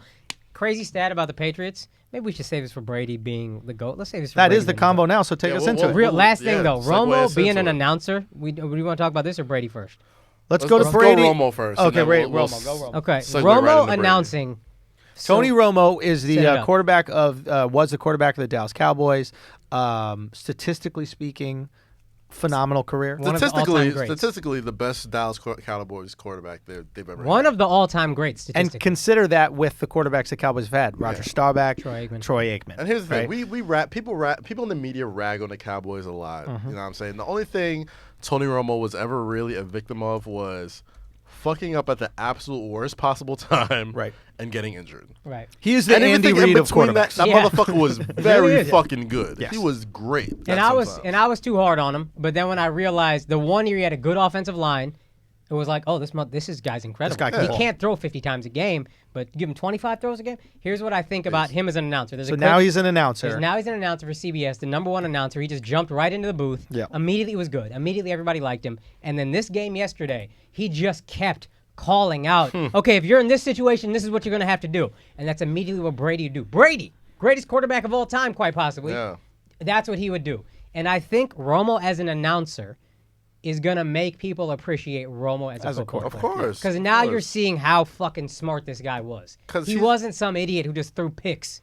He knew fucking everything. He knew he's He might have been so good that he made up for how lackluster his team was. That's a lot of pro Romo people say that. They were 8-8 3 years in a row, whatever, and they were like, take Tony Romo off that team. They're 1-15. What are you? And that's so now you have the difference between, and I don't want to put Romo in this category, but the difference between an Aaron Rodgers and a Tony Romo can be the ring. Yeah. If Tony has a ring, Oh, the How do we conversation around him is very different. yeah. Especially for a franchise like the Dallas Cowboys. That's why that Dez especially the Conversation is Cowboys. very That's why that different. Dez Very different. catch has got to be. I feel bad. I'm a Cowboy fan. I hate it, but I feel so bad for Romo because of that. Because Not if that they would've catch won, goes, they quite possibly lose. Green Bay gets the ball with like 4 minutes left, and they were cutting through the Cowboys that whole second half. But Cowboys take the lead. Like that, they're It's at a the different 2-yard game. line. It's a different game, and then they just lost. Romo had it taken away from him, and I feel so fucking bad for him because that's his legacy. But people might appreciate him more now because they're looking for at him sure. now like, oh fuck, For sure. this guy is brilliant. Football Tony IQ. Romo, and I hope, and obviously he's going to get a whole bunch of, he should be a head coach, he should be an offensive coordinator. Shit. I hope he stays an announcer because there's been a void of that for a long Yeah, time. right. Like, since It's Madden-esque, man. since John Madden. John Madden was the guy that's who what taught I heard a me lot football. of people. That's what I heard a lot of He people. was the guy who talking taught about. me Yeah. football. So, like, watching him now, it's just like, God damn, this motherfucker gets so there's it. And he's making it simple for my ass who's never played Right. any level of high level. You played the video football. game. Let's keep I it real. played the video game. Most of us learn about football. Yeah. Great, growing up here in America, we Yeah. learn about football from playing Madden. It was this iconic football game, right? And Madden was this great, is this great football mind. He was the franchise for NFL on Fox. Yes. Like, he was the guy who brought the telestrator, CBS before doing that, the yeah. yellow, Boom. all that shit. Yeah. So there was a function in Madden that existed for many of the iterations of the game, which let Madden give you what he suggested the play that you should run was. That's called Ask So- Madden. Ask Madden. So it's 3rd and 10. What do I do? Ask Madden. Now, the only reason that function exists is because he was such a great football mind. You would want to ask a great football mind what to do for that play I in don't that think position. you realized how important the lines were until Madden. Yeah. Madden always gave a fuck about offensive lines Right. and defensive lines. Right. But if you're a novice football fan, you're just like, receivers score touchdowns. Boom. Running backs score touchdowns. That's what matters. Yeah. But he was a guy that was always talking about when I was a kid, the Cowboys' offensive line. Right. That's the same thing Romo's doing. He's just opening up your understanding of what football is. And it's important for the viewer, man. It is unprecedented how much more interesting a game becomes once you know the nuance of it. Right? Like basketball is such an easily digestible game. It's like you throw a ball up in the air, and if it goes in that little hoop, then it's good. If it doesn't go in the hoop, then it's bad. So now you can have a date go to a basketball game with you and pretty much understand what's happening. Right. I think it was the play right before the last play when Burke had ran it in. And Romo was just like, You can't do the play action again. you They're going to can run hear it. the excitement in his voice. He's like, you got to get Gronk out wide because he's got a safety on him. You got to go to him. It's 3rd and 10. Yada, yada. I remember that. Gets Gronk out wide. Boom, hits him in the sideline. Catches over. Goes out of bounds. It's pretty much fucking ball game right over there. I think that's another conversation we got to have about Gronk having the best hands of any receiver in history. I don't know about his history. I cannot remember Gronk dropping a pass that was a big play. He has the most. He's probably. I think him being so physical is what helps his hands. Without I think a his hands doubt. are great, Without a doubt. but I think it helps that he's built like fucking like John Cena. But Absolutely. 6'8". And it helps that anybody his size can't run with him. Yeah, that's true. And anybody that can run with him is too little to win a jump ball. He also tends to the routes he run. Not to take anything away from him, they just tend to be higher percentage routes.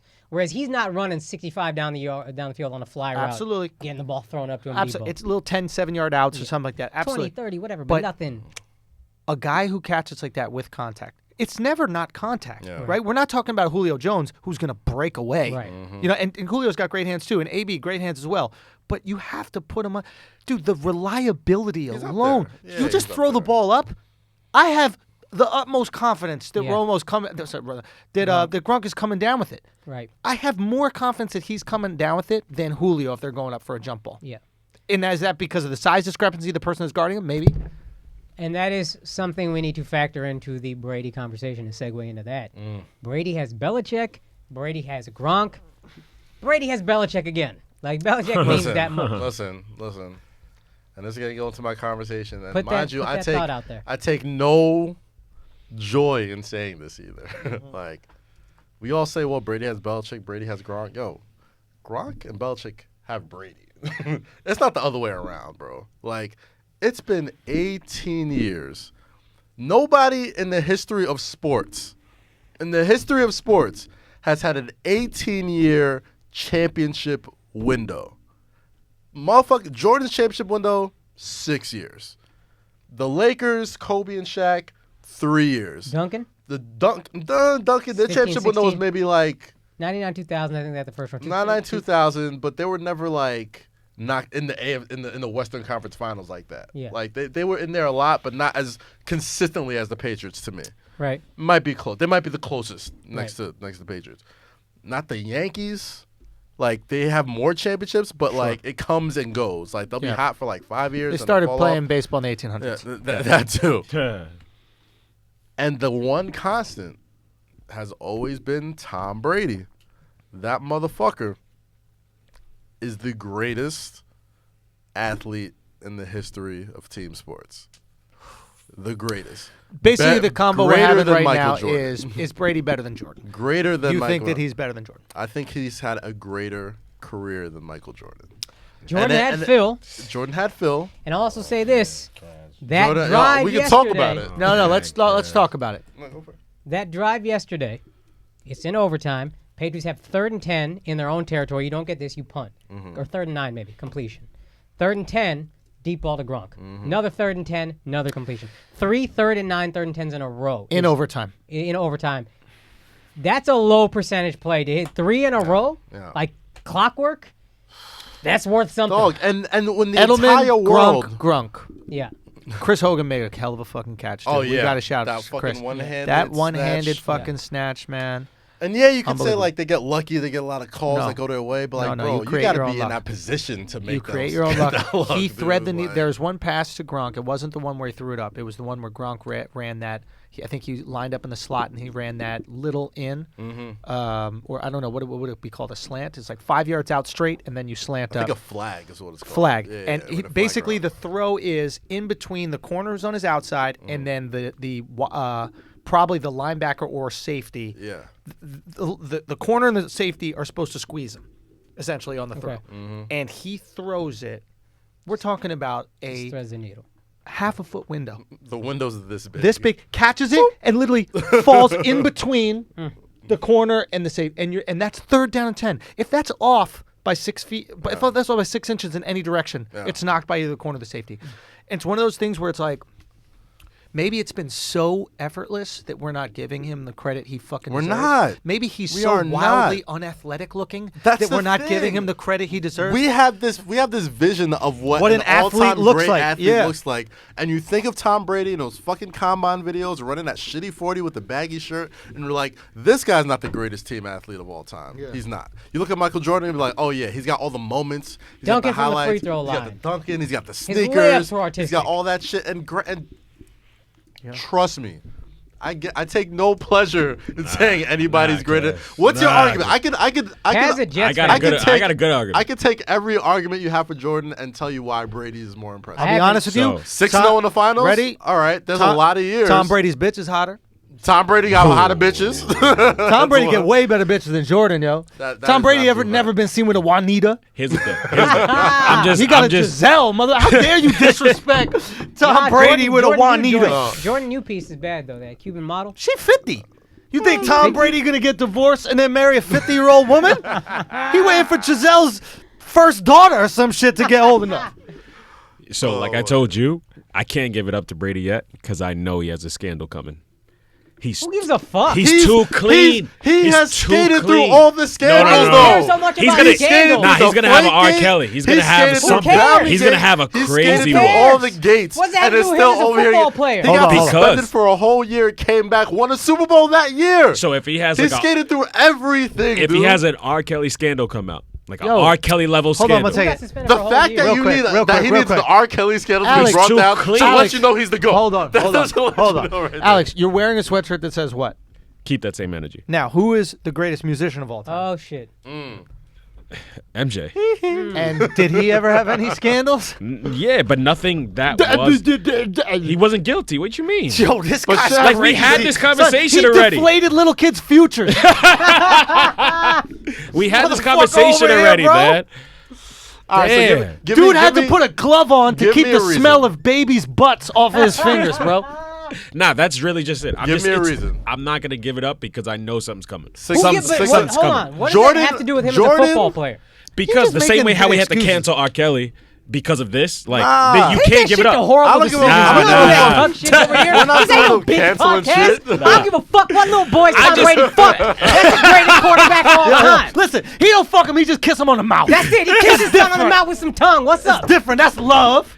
Right? That don't make him throw less touchdowns. He's too corny to be the GOAT, though. Like, did you see the interview after the game, son? Bro. He's just too corny. Bro, like, I can't give it up to him. You know what it is? It's a front. It might be a front, son, dude. He walked back into the stadium. Goes in there, smiles, you heard about this? Where he walked back in the stadium and somebody overheard him. He was just saying to himself, I'm the baddest motherfucker on the planet. I'm the baddest motherfucker on the planet. Prove that shit, bro. That's my kind of white boy. I fucking hate the Patriots. See, I didn't know I even have to give it up like that. He's the baddest motherfucker to ever do it. Ever. Fam, we already talked about this. Remember last year there was some meme somebody posted of a guy talking to his girl, and then Tom Brady, it was like a fuck Jerry meme or something. Yeah. Tom Brady commented, if you're explaining, you're losing.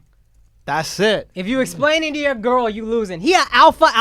No, there's so this many is the stories. foremost alpha of the world. Yeah, there's but when so many he won, stories he out there thanked about his Tom wife Brady. and his mom. One combo at a time. What? When he won, he thanked his mom and his wife. Yes. If a black dude did that, you would think he was a fucking superhero. Yes. That's what every black dude do. First start with I'm the shit and then thank him after. Who does that? Jordan didn't do that. Nah, Jordan did that. He did that in his Hall of Fame press speech. There you thought go. he was the GOAT before that, though, shit didn't is you? hard. You thought That's he a was shit. the GOAT before that. You gotta You're not reading between the lines, Alex. Yo, not reading between the you lines. taking him serious, son? The week Why do you take this guy serious? He don't even know what he's arguing. I just need it to be known. I got don't no care clue if what Tom he's Brady arguing. molests nobody. He's still Say the what? greatest. Tom Brady didn't molest nobody. That's a fact. Nah, it's coming.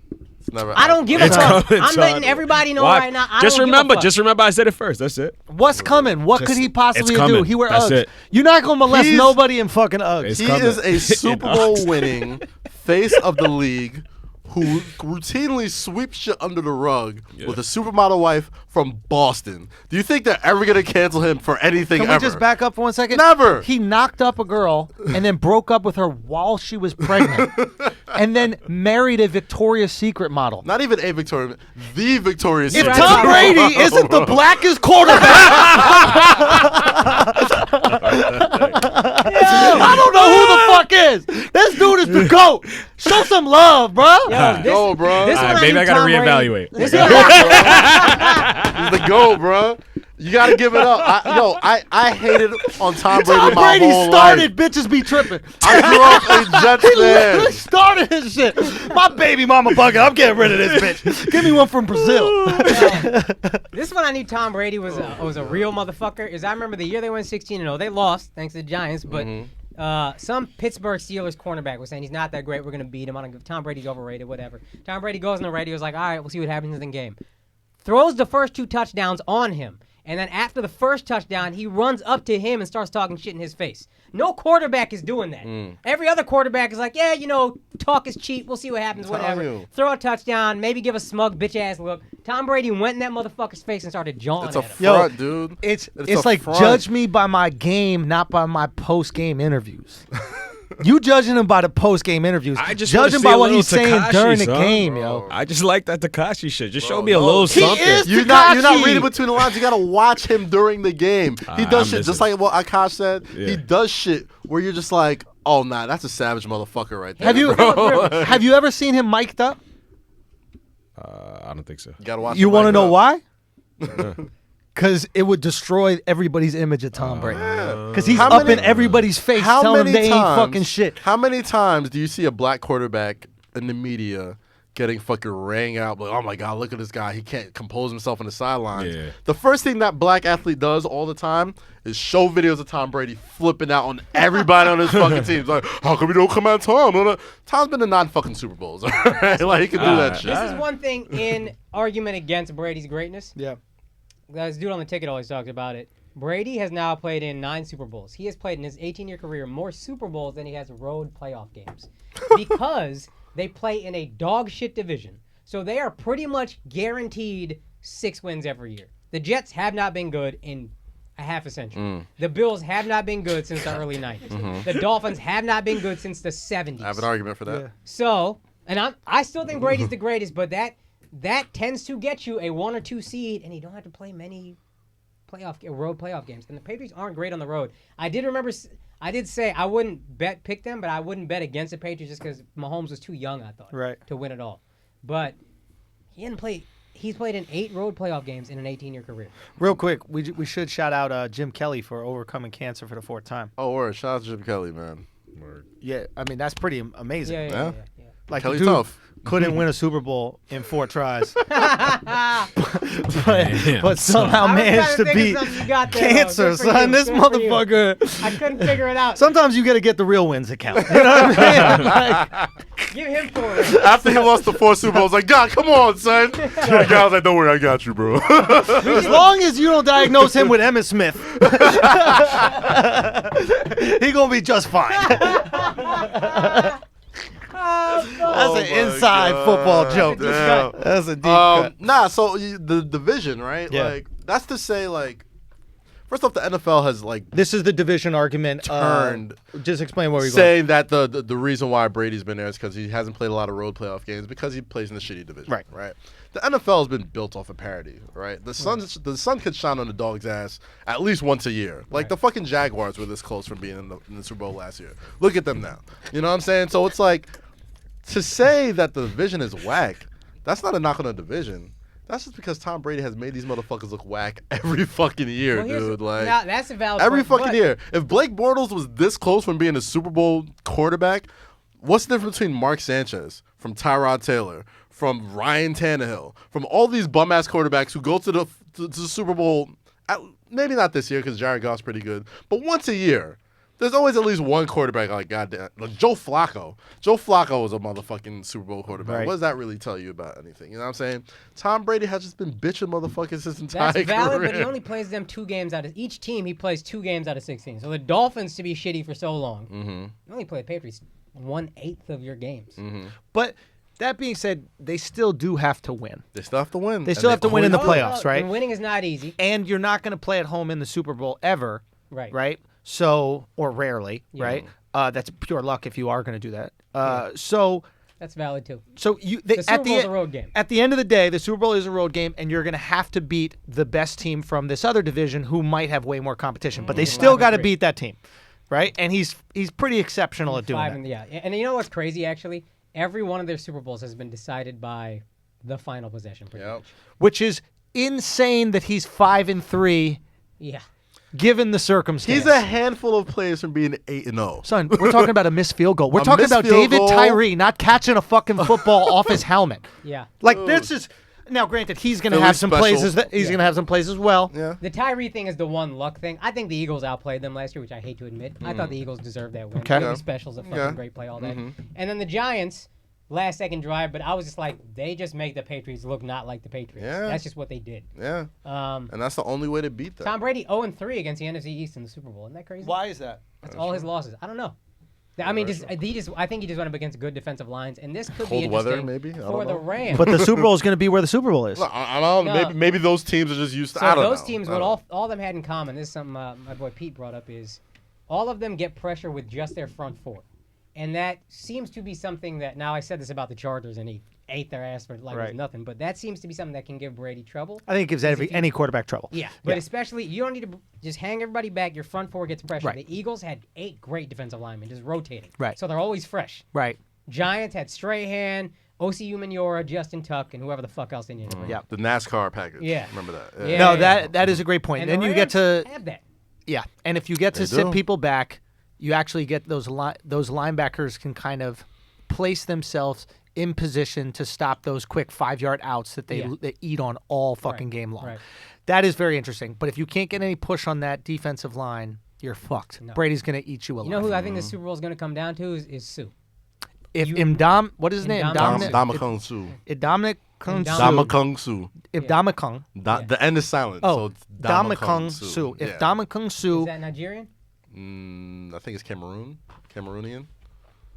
Fake ass I think it's from Nigerians, yo. That's how you know there's a Nigerians reason are why I know successful that's when you stop knowing Nigerian Nigerians that are shit? successful. Like, countries, that's funny. people from ain't shit countries, like they know every person who's successful. From like Eden.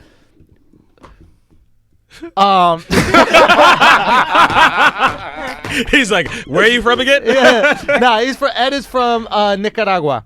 Okay, do you know who's your most famous athlete? Damn, y'all suck. India. So now I'm saying No, basketball you player. know what's it called? Boom, boom, boom. The boxer, Ricardo Mayorga. There you go. Right? But whatever, you're too American, I guess. But motherfuckers that are from a country that's really small know everyone that made it out. Like, even Canada. Like, Canadians know every famous Canadian. course. And they love to remind, Ryan Gosling's really from Vancouver. Who gives a fuck, And motherfucker? those really good with the Haitians too. Of course. Haitians always, Usher's Haitian. Usher's Boom. not Haitian, bro. But if they he just got like claim that 10%, he's like how white people are, like, I'm actually Spanish. But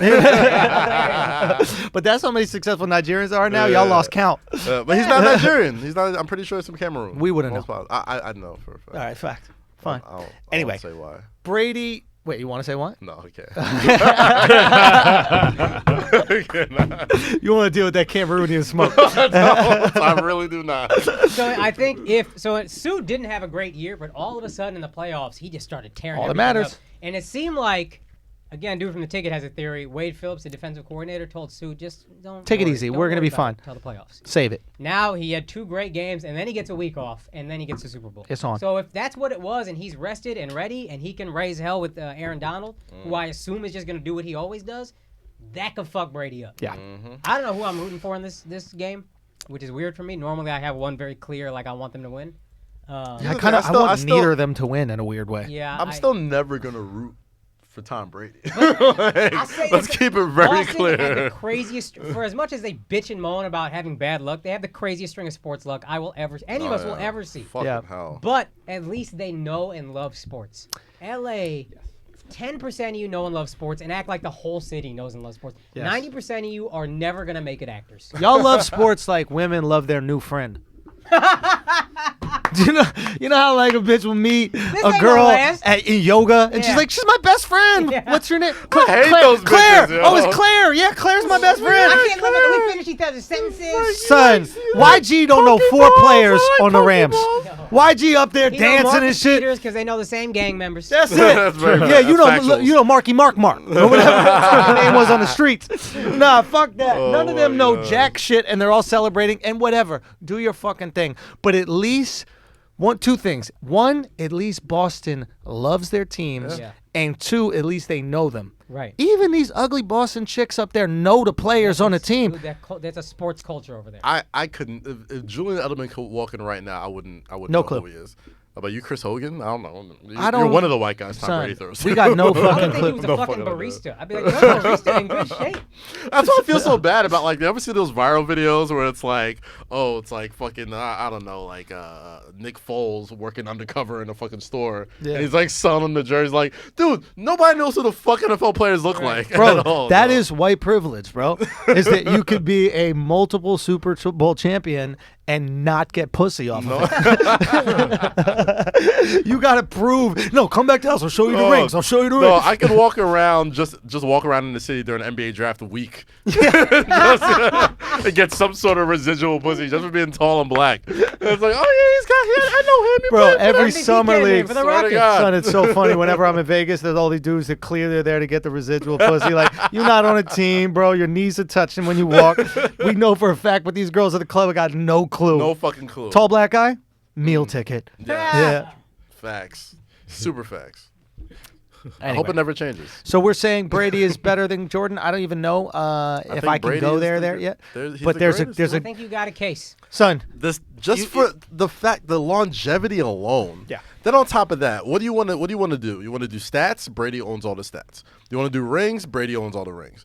Do you want to talk And it's about? harder to hit for him to get those rings. It's harder for We him have to get to those acknowledge rings. that, yeah. He plays the hardest position in team Yep. sports. Yep.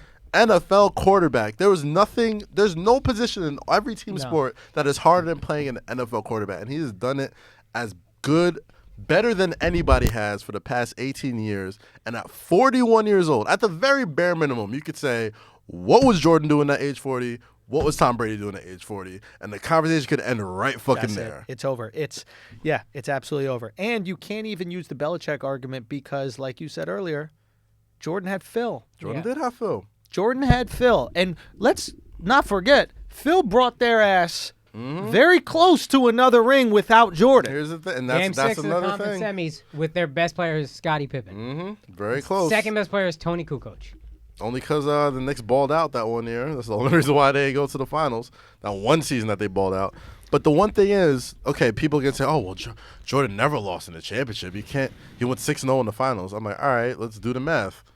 How many seasons did Jordan play? 15, 16, 17? It's a lot of seasons that I he make didn't this even make argument the too. fucking playoffs. Exactly. It's like if you lose in the conference finals or you lose in the first round, that also counts as losing in the That finals. fucking counts. Exactly. Because It's you like, didn't well, get to the finals. You got to Yeah. fucking get there to be Exactly. You got to be in That's it to why I fucking hate win it when it. people knock LeBron for that. It's like, if you don't even get there, that's still an L. Exactly. Why are we counting only the L's in the finals? Nah. Exactly. It doesn't make sense. Because... All right. Listen. Let's transition. I think that was a lot of great. God, we're great at talking about football. I'm not gonna lie. Everybody listening right now that's not even a football fan, tell me you're not excited. You're yo. welcome. tell me you're not even a little excited, right? I know some of y'all kick football fans out there trying to throw spirals. I know you got your socks in your hands trying to learn how to throw. All right, Akaash, what are we thinking for next, man? Which direction we going in? You want to do more sports? You want to do NBA or comedy or documentaries? There's the Carson Wentz story we could also touch on if you wanted. I think we've touched a lot of Yeah, I football think we today. fuck with football. Okay. You know, We'll save that for the Patreon. I want to do FYRE Fest. I want to first shout out real quick Sebastian Maniscalco. He's a comedian. Some So of you funny. might know him. Some Oh, of I you saw a might shit on not. Netflix this week. That's your bands? No, it's not my friend. I've met him I met him maybe a couple times. Very nice guy. I actually saw him perform when I managed a restaurant in college. This is years ago. He performed at the restaurant. They had a comedy night there. It's actually where I started, and he was absolutely brilliant. And he just sold out 4 straight shows at Madison Square Garden in the round. Okay, 4 shows in the round at Madison Square Garden. Explain That's the probably difference. So the difference is when More you seats, perform, right? it's more seats. Yeah. So essentially, like when you perform and just on one side, you lose all the seats behind you. Yeah, Right? it's half of the stadium. I would say, let's say 10% to 20%. Right? Let's just because comedy's a small thing. For an actual like a band, that's different. They're going Right. to take a big set, whatever. But when you perform in the round, you got literally, I bet there's 20,000 people there, maybe more. 4 of those, 80,000 tickets. Right. There's a video. A friend of mine went and she showed me. There's fucking smoke shooting up. It's like when Kevin Hart. Yeah. It's like when He's Kevin Hart. doing Kevin Hart shit. So here's the thing that's amazing. He's doing Kevin Hart shit, right? Kevin Hart, obviously, we know from television. We know he had multiple television shows, multiple movies, right? We know about Kevin Hart from all these things. What movie do you know Sebastian from? 0. I What was shocked. TV show do you know Sebastian I from? just I saw was I shocked he saw was some blown bits up. on Instagram, and then when I saw the shit on Netflix, I'm like, God damn, it's Radio City. Can I like, tell you my fuck. Sebastian story? Real, I saw him. real quick, Okay, real go quick. ahead. I just want to get this point out. This is the guy who sold out Madison Square Garden 4 times. Yeah. The guy has done it without traditional TV or movie or industry backing. The guy's done it all on the strength. It actually started on Facebook videos. He just released some of the act on Facebook, and it actually was so good and it resonated. And he's been doing this for a while. He's been doing. It's not like out of nowhere. He's been doing theaters for a Very while. slow burn. It's been a slow burn, but he's been burning. But the one I think chance, the big shout out opportunity he got, he did Vince Vaughn's Wild West comedy tour that was in Over a theaters decade ago. over a decade, and 4 other people did that with him, and their careers aren't where his is. He resonated. It shows you 2 things: 1, the cream does rise to the top, and 2, the industry has no fucking clue what they're doing because they try to make a pilot with this guy every year, and they can't make it happen. He sold out the Garden 4 nights in a row. They can't make it, and they just can't wrap their heads around what to do with him. I'm telling you, the game is completely transitioning. That's why we're doing what we're doing, obviously on YouTube. And I just love to see him as a prime example of what to happen. Now, you were saying with your story. So I saw him after you. yeah. You saw him first. Don't forget. But I remember there was a black show at the Comedy Store called Trippin' on Tuesday. on This is Tuesdays, 2007 probably. And I see, and he's not, Sebastian at this point is not, now he's this amazing performer. Like his physicality is crazy. Right. I saw him, he wasn't there yet with that, but I'll never forget, he comes on stage, this white dude in an all black room, and Trippin' on Tuesday wasn't super hood, Yeah. but it was definitely a little hood. Yeah. Comes on stage, dead quiet. And he just walks the stage a little bit, just soaks in the silence. And then one black girl's like, woo! And then he's just like, I like that. I like confidence. And then he just sits in that kind of like cocky Italian thing he has. And this motherfucker destroyed that room. This is 12 years ago now, harder than any black, white, whatever comic I have ever seen, to the point that Tony Roberts, the host of the show, came on stage and just laughed for the next 2 minutes about how funny he thought Sebastian was. And I'll never forget that confidence coming into that room as a white dude, where you would think he would be like, oh, fuck. And no, like, I'm the corny white guy. Just did his act, fucking straight up, alpha male, and just destroyed the room. You know why I like Sebastian? Because I don't know if it's because I grew up in Staten Island, but hear him like every It's black because you guy. grew up in Staten Island. That like if a black guy has a white friend, That's him. he's the white friend. Like, Especially in Staten Island. he is the white friend, dude. Like Especially Staten you Island. don't even. It could probably be- Sicilians literally tried to find an island the same size that wasn't part of Italy, and they found one right off of Manhattan called Staten Island, and they just recreated everything they did in Sicily there. And you grew up around it. And I grew up all Most around that people shit. know Staten Island from Wu-Tang. Yeah. It's a lot less Wu-Tang Yeah. and a lot more Park Hill, Sebastian. where Yeah. Wu-Tang grew up, Yeah. is literally like 3 blocks. It's a hill. Like, That shit is it a is hill. now how- but the Italians surrounding that motherfucker, oh yeah, that shit is populated. You know what I mean? But He's fucking hilarious, dude. If you've seen his shit on Netflix this week, I always thought he was really funny. We always thought he was really funny. If you saw him before, like, yo, this dude is funny. And then all of a sudden, I remember 4 or 5 years ago hearing he was selling out everywhere in Long Island. I was like, oh, maybe that's his audience. 10 theater shows. Then I'm walking by. Yeah. I used to live by Radio City before I went broke, and massive line outside of Radio City. Yeah. And I'm like, who the fuck are y'all lining up for? And then I see Sebastian Maniscalco picture. This is last year. And then I'm like, yo, Sebastian doing Radio City? Mm-hmm. Then a couple months ago, my cousin's like, yo, you know this guy Sebastian Maniscalco? And I'm like, what? How the fuck is this happening? And to your point, everything is changing, and we're bombarded with so much shit. There's so many avenues to make it. I have no idea to this day what his avenue was. You just said Facebook. That's the first time. I've been wondering. That's what I was told. It was Facebook videos. I believe it was Facebook. I'll be honest with you. It's not that different than what happened with me and YouTube. You know, I went from a guy who was just doing regular weekends at comedy clubs to selling out comedy shows internationally, not theaters level of Sebastian. You know what I mean? But in a very short time from just having these clips kind of go viral on YouTube. And it's one of those things where it's like, people always be like, oh, what do you do when people like troll you on the internet or say fucked up shit to you on Twitter, this, that, the other? I was like, I would not pay them any attention. Do you know who I fucking respond to every time? Those people who go, yo, I just shared your clip with all my friends in a group chat. Yeah. The group chat changed my career. Yo, you're right. People sharing my fucking and thank you, because I know there's people listening to this right now that you are those influencers in your friend group where you're sharing the clips with everybody, and we even have it in our group chats. Oh yeah, for sure. All the time, little sports clips or even anything.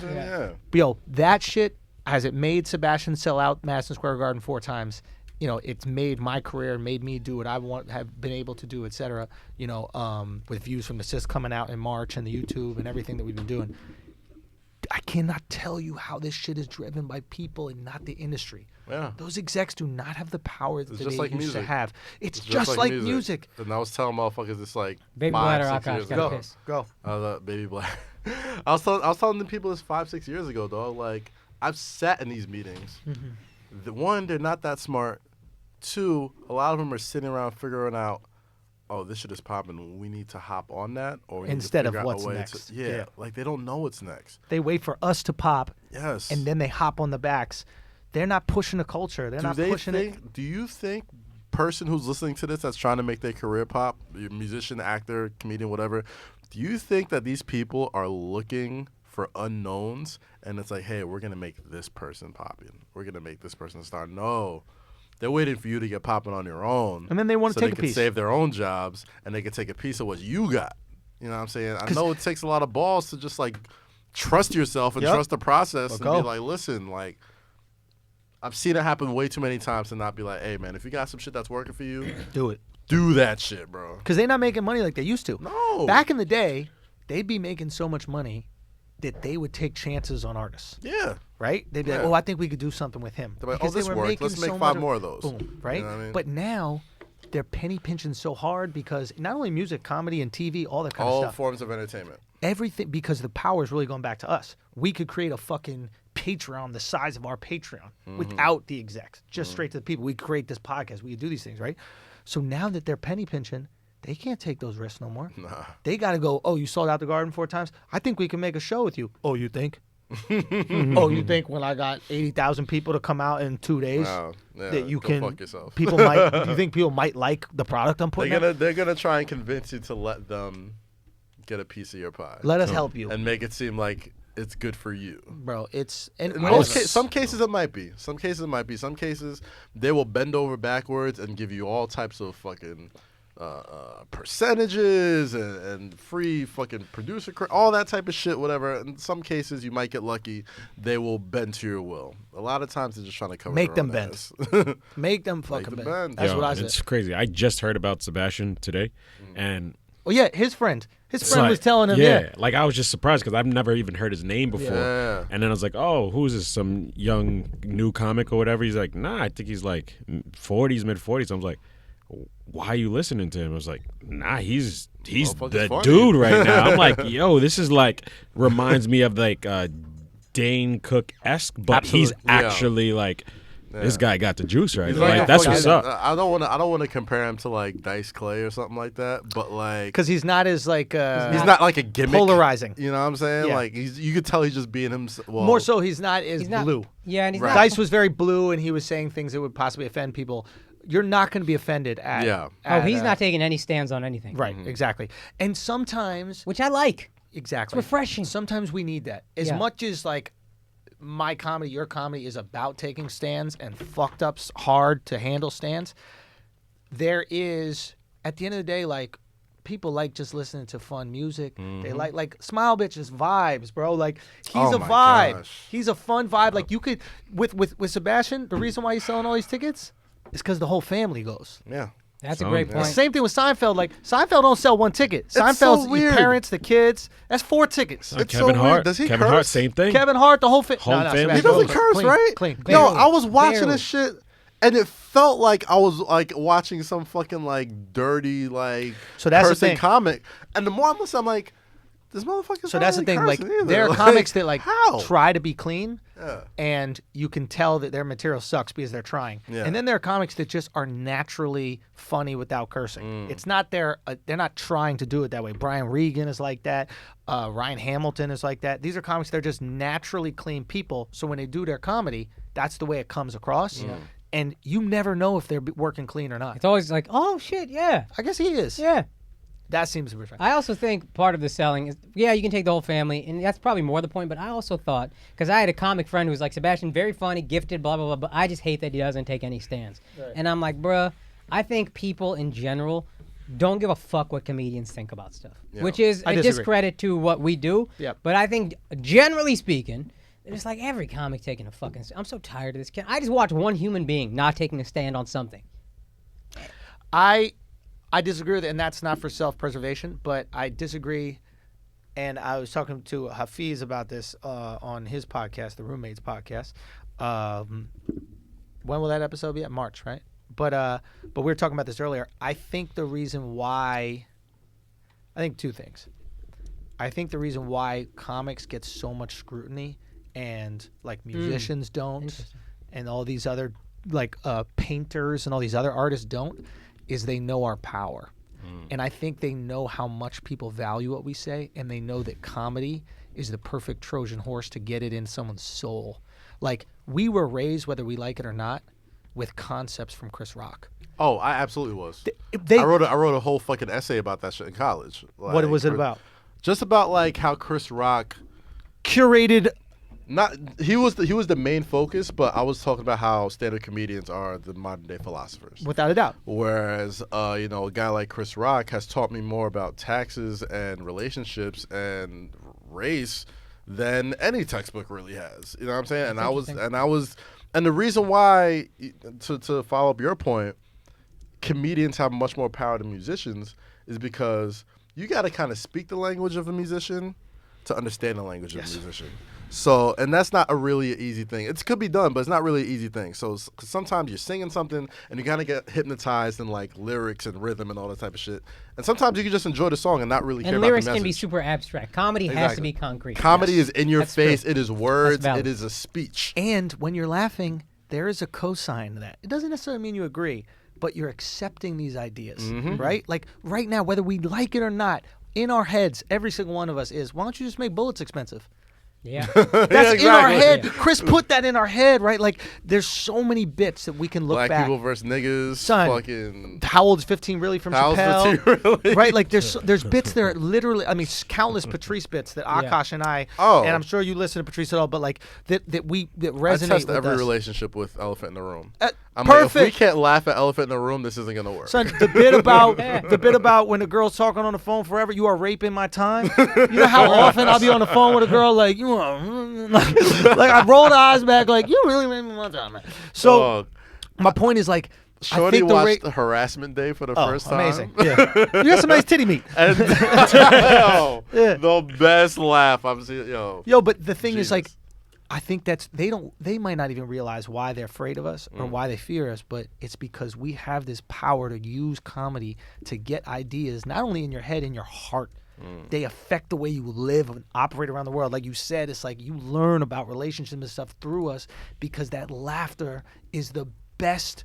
It's the spoonful of sugar. Helps the medicine go down. Like that's what it is. So it's like, I think a lot of times people look for comedians to tell us how to be, because if you're doing comedy on the most elite level, in my opinion, you're talking to someone's feelings, right? The reason why I can talk about trans or whatever, Me Too or any of these things, right, is because whether we like to admit it or not, all of us have the same feeling.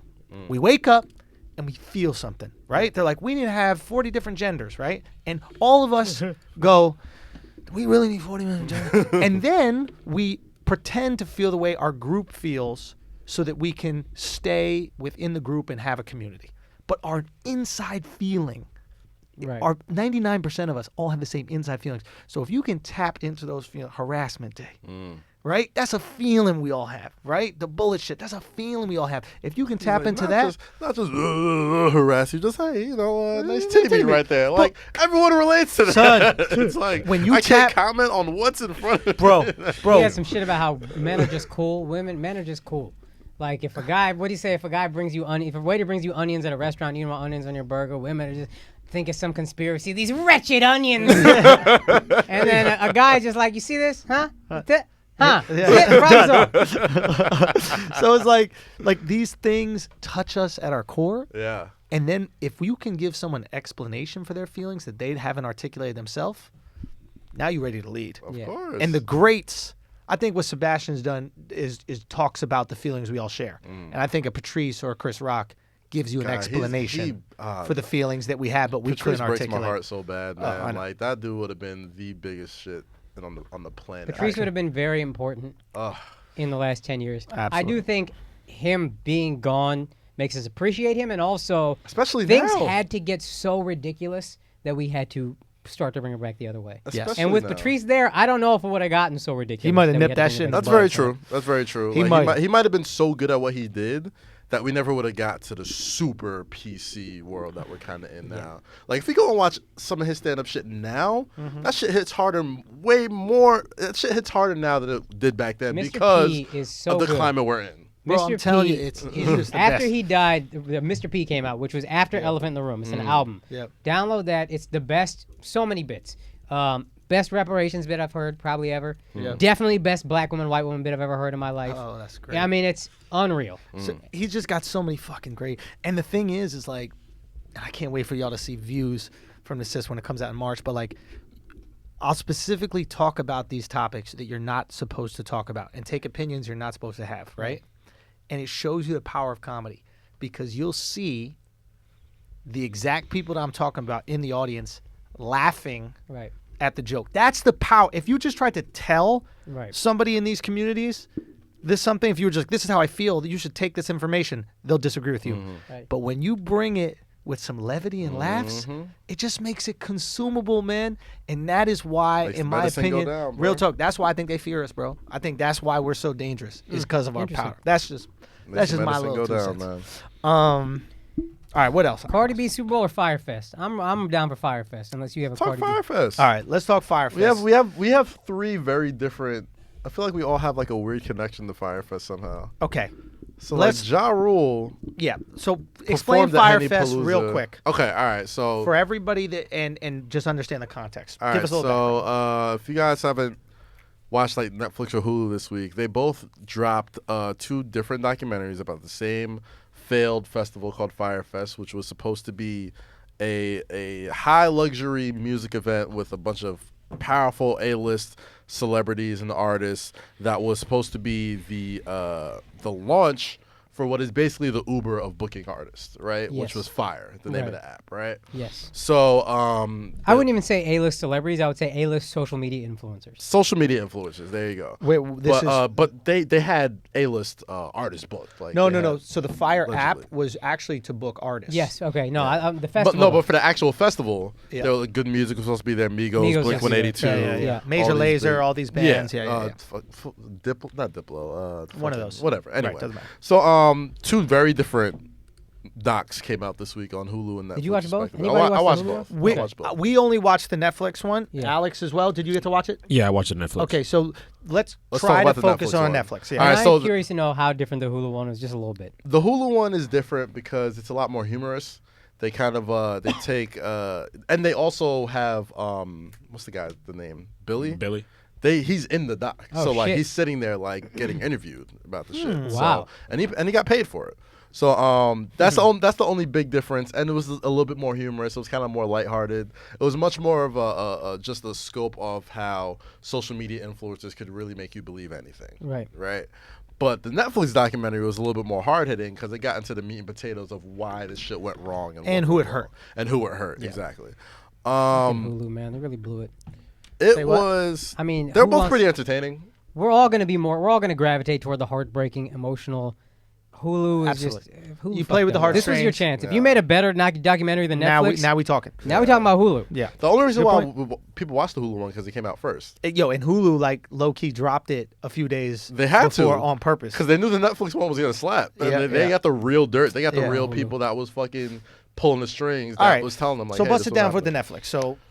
So the Netflix one starts, and it kind of gives the context about who Billy is. Billy McFarland, Billy McFarland. He Yeah. is a tech bro who launched. entrepreneur. Yeah, like Had he an was app from New card, York. credit card called the Magnesis card. Yeah, Yeah, I was mainly on that. for I was New on that Yorkers. call list. You- Like a bunch of Oh, people, really? a lot of Really? motherfuckers I know was on that Magnesis call list. Like they had a fucking some like knockoff Soho house that they were doing Yeah. like up in like Chelsea or whatever the fuck it was. You could go like, chill there with dates, whatever. The idea of the Yeah. card was access, Yeah. and this is game changing at the time. Metal card, Yeah. not some bitch ass plastic credit card. Yeah, it was supposed to be, it was supposed to be like a status symbol or whatever. It gave you insight into that.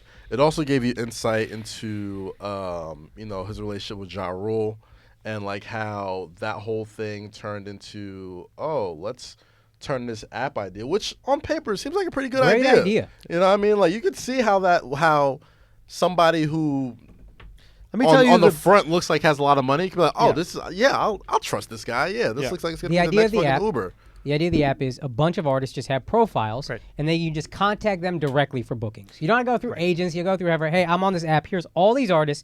I want you send you a message. Hey, this is how much I'm talking about. This is what the gig is. It was Or you basically can a do- swipe. And- Like you could swipe on Kanye, and As if Kanye somebody, matches you, boom. boom, okay, yeah. As we'll book someone who's in the industry, Akaash, you know this as well.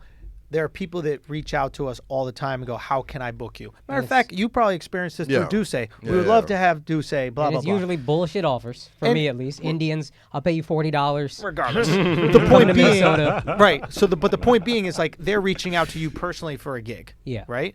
And if you're at a certain status, you're not Yeah. going to see all these tweets. Right. Right. So there are people who want to book you and you want to make money, Right. but you cannot connect simply because they don't know to go through your agency, this, Yeah. that, the other. Yep. The app idea for entertainment is Great idea. brilliant. Great idea. It just creates one funnel idea. to get offers. Now your agent can turn down offers if they're $40 and only give you the ones where it's, the Yeah. shit, blah, but blah, now blah. it's just right here. I can access him. I don't have to think about. I don't have to know anything. Boom. So it was an exceptional idea. They do this festival as a way to promote the app. The festival had nothing to do with the app in terms of it had nothing to do really with the business model. It was all a PR stunt. It was a flex. Yeah. So Right? mind you, the first thing that they came out with to announce this festival, they spend an obscene amount of money getting Kendall Jenner to post about it. $250,000 Hadid just to for be in Kendall the Jenner to commercial. post once. Bella Hadid to be in the commercial. Chanel They filmed the Iman. commercial on the island. Fucking the top of the top models right now. Right. All in this Blurred lines, commercial. bitch. What's her name? Radishkowski. Emily Ratajkowski. Ratajkowski. Yeah. All of them. Blurred fucking bitch. swimming, partying, pulsating, all this type of shit. It's like, oh fuck, this looks like it's the next hot shit. And mind you, the Jenners tweet about it or Instagram about it. Travis Scott, Boom. all these big time influencers, and it looks like it's supposed to be like the high end version of Coachella. Like Yeah. you got to book like these villas and like these private yachts, and it just looks like paradise. And they're It's a music festival it was in on Pablo paradise. Escobar's old island or some shit. and Norman's apparently- Cay, blah, blah, blah. Yeah. So they say, and listen, basically just to speed shit up, because a lot of you already saw this, so we don't want to, tell you what you already saw. And the people who haven't seen it, I think we've done a good job of setting it up. So basically what happened is they sold all the tickets and all the sold all the villas, all the everything they sold for the festival before they had anything at all. In other words, they sold 6,000 tickets and sold 6,000 reservations on yachts and houses and VIP villas, etc. before they built a single yacht, even before they locked down the island. They got kicked out of the original island. So just to say, so they had to essentially build this festival from the ground up in a matter of months. And the biggest issue with this, I'll be honest with you, is the Bahamas. If this existed in anywhere else in America, they could have this up in no time. They built the fucking Empire State Building in like 12 months. Son, I'm telling you, I've been to the Bahamas. I was just there hanging with Duval. A festival, though? Son, I'm telling you, I was hanging with Duval. It took me an hour to get chicken tenders. I ordered chicken tenders from this woman, and an hour later, I had the chicken tenders. I don't know where they got the chicken. I don't know what was happening with this whole chicken tender process. It took an hour to get chicken tenders. If this was anywhere else, this festival goes on without a problem. I think only America does shit that fast. Fair enough. Yeah, I was about to say. If it was in Tampa, you have FYRE Fest. If it's in Tampa, Billy McFarland's a fucking genius. But that's the thing, though. You don't need fucking permits in the Bahamas. And there's no you need paradise. A lot of permits. Yeah, exactly. There's no paradise in Florida. Florida's hell. Sure. Fair enough. I think Billy should give it another shot. He will. I don't deny that. Listen, but what I he's not going to get any better advertisement than he's gotten this week. He's got to give it another shot. So what I wanted to more talk about with FYRE Festival, right? And I had a friend of mine who actually went, but I really just want to talk about a couple things just surrounding this. Like everybody who went there and then got fucked over, etc. In my opinion, they got exactly what they deserved. Oh, for sure. Now, even the people who bought the tickets and got screwed over. And why I say that because you were hype beasts, right? You bought these tickets not because of the product it was proved to be. You bought these tickets because you couldn't miss it. The FOMO. You bought the Supreme brick. Yeah. And now you're upset that you have a brick. Simple as that, right? It's like what Billy McFarland understands, this guy is from Jersey, right? I'm not knocking people from Jersey at all, but he's some kid from Jersey. He knows what it's like to be an outsider, not accepted. He grew up looking at an island. He grew up looking at an island, which was Manhattan, where everybody, and he died to belong there. Yeah. So he understands on a visceral level what it means to be not accepted and the value it has. And he even touches on it in the thing. He goes, we're selling this experience to losers who would never get this in their life. That sentence right there. That's when I knew. I was like, I hate this guy forever. Yeah. It's the most poignant because you know who he was speaking about? Like, we're selling him a dream. He's speaking to himself. Yeah. Right? But he's self-aware enough. There's some genius to this kid. He's self-aware enough to understand what motivates people. There's a line later in the thing is, if there's one thing Billy McFarland's good at, it's separating consumers from their money. Yeah. It's because he understands what a consumer truly wants more than anything. They want to fit in, they want to be accepted, but not accepted in the grand scheme of things, accepted by that exclusivity, right? But that's not the average person. That's the hype beast. Right. There's a difference between the asshole army member, right, and the person who lines up outside of Supreme for a brick. Right? Right. There is a difference between that. The guy who lines up outside Supreme for a brick validates himself through that brick. Yeah. If I have this brick, then I'm cool. Yeah. But that's the thing, though. We were talking about before, recognizes how it. Supreme looks like this and why Kith is working well because they look at you like this. At you, yeah. That's the same reason. He looked at you like Supreme. Yeah, they looked at you like Supreme. It's like, what did we say from the beginning of the inception of our podcast, right? What these core values that we've been talking about. Radical inclusion. Radical inclusion. Right. We accept you.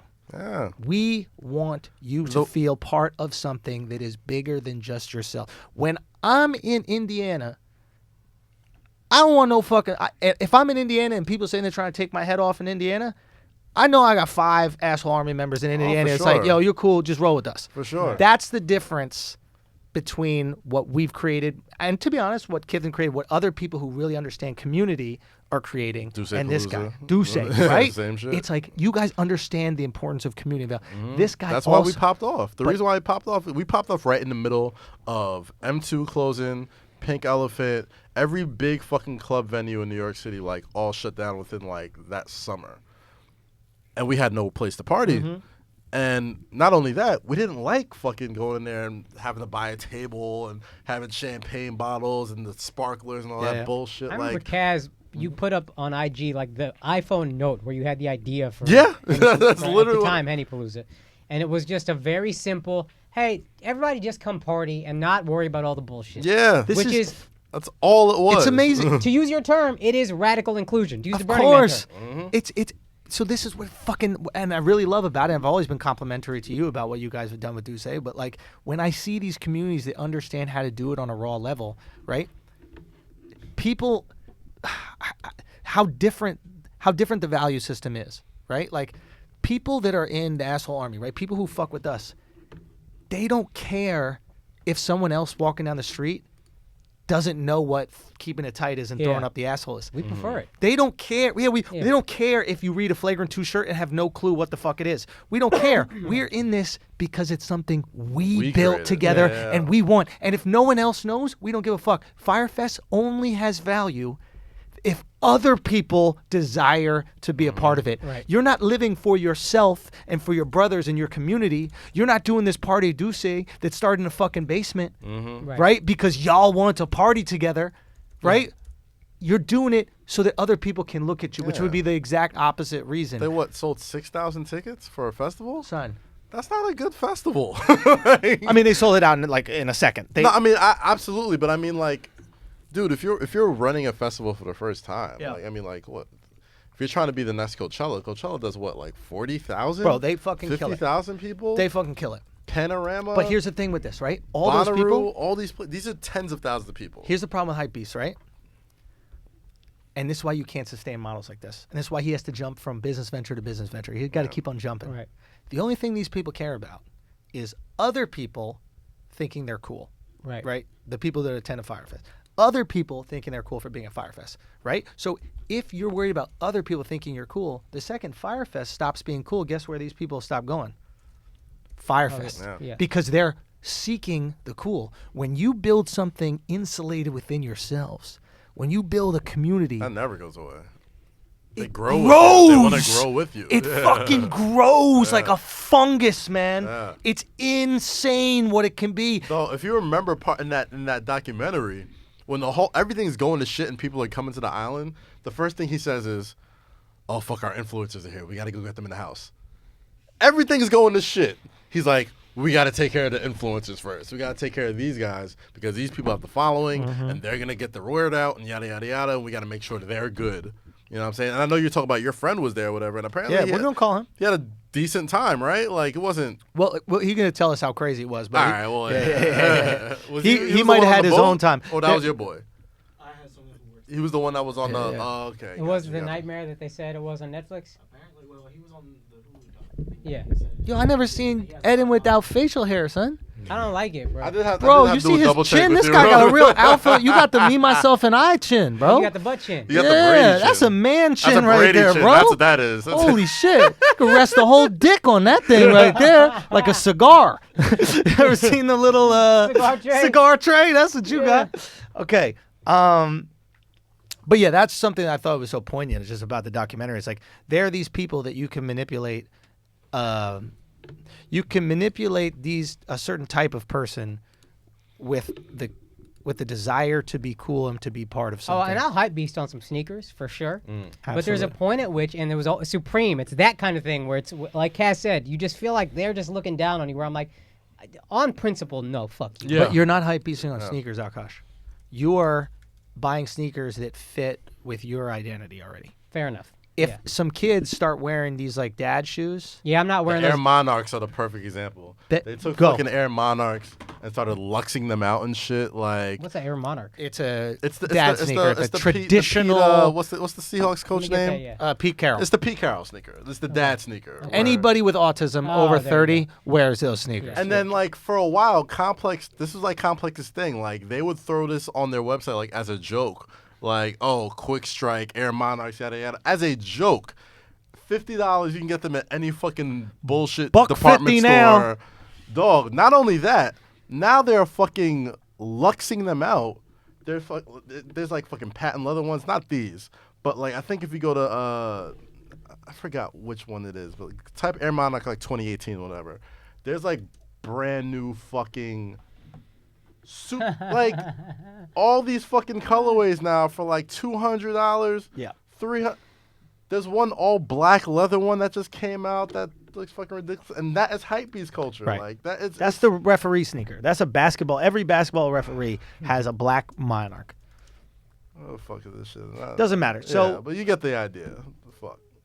point being, you fuck with Jordans because of a relationship you had with Jordan as a kid, maybe watching him, or as part of like an identity that you've built as a kid. Now, is that based off of a company manipulating you into feeling a certain way? Absolutely. I will also say this: if people aren't fucking with a certain Jordan, I'll be like, well, that doesn't seem like a good investment. So maybe you're a little bit more influenced. There's a hype beast element to me, and I'll own it with sneakers. Yeah. I'm a hype beast. There's a line. I'm not gonna buy these dad ass Yeezys. Right. Do not give me no fucking dad sneaker. Right. But Jordans, if everybody's like, I really fuck with that Jordan. If it's just available Right. when I walk into the store in my size, I'm like, maybe this ain't worth it. Yeah. Jordan's from 1 to 13. Unless- I'm copping. Okay. 1 to 13 is like my hard stop. Definitely. There might be some a little bit after that are all right, like, but the 1 to 13 is I remember the Space Jams I bought, the Concords I bought, but the fact that they were so just bought some available, 12s I was like, on I'm gonna there. still buy it, but part of me is like, is this a good idea? Is this done? Is this shit Jordan shit a rap? My feeling is just if you like it, wear it. Yeah. Like, no, you're right. yeah. I'm just owning You're it. being honest. wear You're what owning you it. That's like, fair. bro. But that's like, at least for me, I'm gonna wear exactly what I like. Yeah. Because at the end of the day, I'd like to believe that I'm not wearing it for somebody else. Right. I think Right? you make it a point to do that with New Balances and shit. I mean, look what I'm wearing right now. There you But go. then again, these things are, I guess, becoming cool. Yeah. At the end of the day, it's like you can decide whether you like something for you or whether you're trying to Right. hop on something and be part of something. Right. I just feel inauthentic with it. So now we got the we whole should come screen out thing. with a fucking sneaker. But We should take Somebody some, made a Flagrant 2 sneaker. I oh did yeah, see we that. got a dude I that did did see that. We that, coming yo. out with some heat. Need We'll see some- what need a happens. Blazer, whatever the fuck it's gonna be. I'll rock I have the it in shit out of India it. in no time. Don't even worry about it. Are we gonna call your boy? Yeah, let's call. Hey, we have the phone line on. Can I make a phone call to my boy and then you set it up? You just let me know when it's ready to go and then we can do it. But the phone, what's his face put it on? Alex put it on. So we just got to make sure that shit goes. But essentially, here, and then when you're ready, just hit that. So essentially, it's my boy went to this festival and he got, I guess, duped by it. I don't know exactly. We can find out. But he said he managed to kind of have a good time. So let's hope he's got some good stories for it. But it does open your mind about these types of things, man. And you have to really kind of look into your own programming and see why you're doing shit. Right. Like, are you doing stuff because you truly want to, or you feel like you will feel accepted or cool Right. by doing it? Yeah. No, there's an element. It's a of- tough question to ask yourself, man. I feel for people. And I wanted to be honest because I feel like that's something people should admit. I think most people are like that on some level. I think Yeah. it's human nature. Yep. There's very few who are like, I don't give a fuck at all. Yeah. But yeah, if Kylie Jenner and a bunch of other social media people put up an orange tile, I'm off jump like, fuck you. Fuck you. I don't fuck about They were all this. getting sued. You for, like, are. You're a Yeah. smart guy. There's Yeah. so many people that just need You know what's direction. going to be interesting? That's gonna be like, oh God, what is that? I need to be a part of You know what's going to be interesting? So we know how much Kylie made for that post. We Yeah. also know, who was that black lady, the Bahamian lady who lost $500,000? She lost 50,000. the caterer. $50,000. Yeah. Whatever, caterer. person? Yeah. She lost $50,000. Yo, Kylie I made think her last name is $250,000. Roll. How much pressure is going to come down on Kylie to give this woman $50,000? You know, GoFundMe has already got $130,000 coming her way. That was my other thought is, there's going to be GoFundMes for these people, Yo, right? And they're going to GoFundMe- make way too much money. GoFundMe is legit angelic, B. Yeah. Like they don't get enough. I guess they get knocked because they also like That's where I end up getting I'm on the fence GoFundMes for about like it. Nazis and shit Yeah. like yeah, that. like the Trump wall. And Exactly. also, like, you can manipulate me into investing in a GoFundMe. Like, there's Yeah, so it just many other takes shit one you give money documentary. to. Like Not for nothing, bro. If I'm Kendall Jenner or Kylie Jenner, you gotta cough that up, you bro. got $20,000 You have to. $50,000 for a Cough that up, fucking fam. for a post. You don't need that, bro. Cough that up, yo. You don't need that, bro. Cough that You up to good. Shorty because Katie's mom was looking very emotional in that shit, bro. That she was. I was like, man, you're not feeling like an MVP right now. You're supposed to be the MVP. If there's any time to mobilize the asshole army, it's right now. Yo. Oh, she got her money. Oh, yeah. No, she got 100,000. No, She good. Get at Kendall. Kendall. Oh, get it, Kendall. Get at Kendall. Yeah. Call him that 250 Do the right rack, thing. bro. Give that money to our Patreon. Everybody's telling Ja Rule he need to cough off the money. Nah, bitch. Get Kendall Jenner. We know Ja don't got the money. First of all, we should have listened to 50 from the beginning because 50 told us about Ja from jump. Yeah. The moment I saw Ja Rule was part of that, I was like, nah. Yo, Berman. Hey, What's up? hey, man, this is my boy Zach Berman. Zach, you're here with the whole Flagrant 2 crew right now. Akaash, Singh, Real Life Kaz in the building, and then we got Alex and Eden right there. We got Benson. We got Hafiz. The crew's growing. So this is one of my oldest friends. Zach and I spent summers together back in the day from our, I don't know, we were probably 7 years old or some shit like that. Is that right, Zach? Yeah, that's back pretty far. Long time. This is way before Zach was fucking all the waitresses in New York City. So Zach, you a New York City kid too? No, Zach's from Virginia. Oh shit. Yeah, but he was spent Yeah, summers. I lived in the city for 11 years, but now I live on Fire Island now. So he's out there on the island now. So you're gay. Word. That's what's even up. in the winter, yeah. So Yeah. So Zach, so you went to FYRE Fest. We were just talking about FYRE Fest. The first question is, why did you end up there in the first place? All right. So one of my friends met a group of people. It's a big group of people that are kind of our age, in their 30s and stuff, and have some, money and good jobs and shit. And they kind of travel and go to like big music festivals and concerts, and like they do yacht week and all this stuff. And so my friend met them on a yacht week, and he came back from there and met some people that lived in New York and stuff. And so they had like a get together, and I joined them and met some of the people that were on this trip. And then so a few weeks later, they were like, we're going to this thing called FYRE Festival. It's $800. You get a flight to and from the Bahamas from Miami, and it's 4 nights and 5 days. So I was like, fuck it, yeah, let's go. Okay, so they put you on. You decide to go. Obviously, you didn't do any Googling or looking it up, so you just end up in this situation. I saw you in the Netflix documentary. I watched it last night. There's a point where you're like on the little bridge. Not the little bridge, like the little dock. Drinking tequila? Yeah, when everybody else was drinking tequila, he was just there. He's got long hair, and he's just kind of like vibing, dancing. So that means you were one of the first people that got to that situation. When did you know it was fucked? At what point did you know that this thing was not going well? When they loaded us onto rackety school buses. Oh shit. So when they put you on the school buses, you're like, all right, we're about to get fucked. Yeah, I was like, this shit's fucked up. I was like, this shit is so fucked. And mind you have it, like, so I went down to Miami. I met up like all these people. They were staying at the Fountain Blue.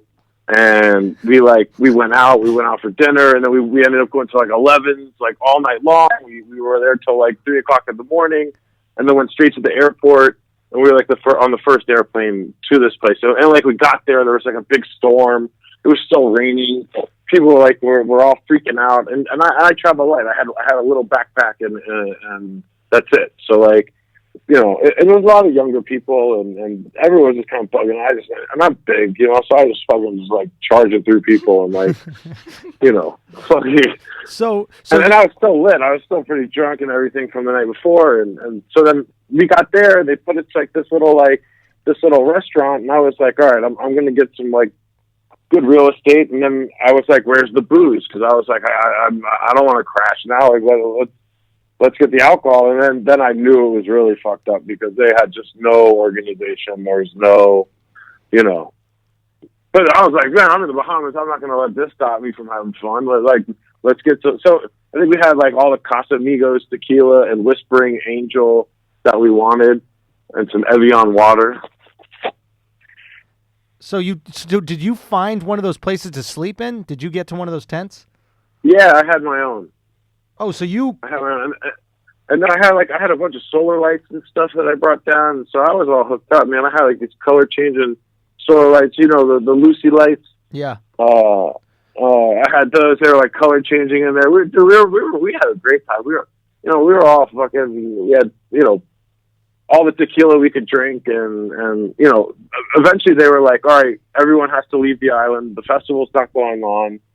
And then we were like, all right, well, we'll leave on the last airplane. And we paid a dude $100 with a big van. He took like 15 of us to a nice beach the next day. Oh, really? So you didn't? I'm gonna tell you something, man. This is the thing about white people. Y'all survivors. This motherfucker said, "I travel light. I just took a backpack, and then you got solar lights in a backpack. You didn't bring extra sneakers or nothing. You brought fucking solar lights. You went barefoot. God damn, you're the whitest guy I've ever talked to. I like him already because he's a classic white man.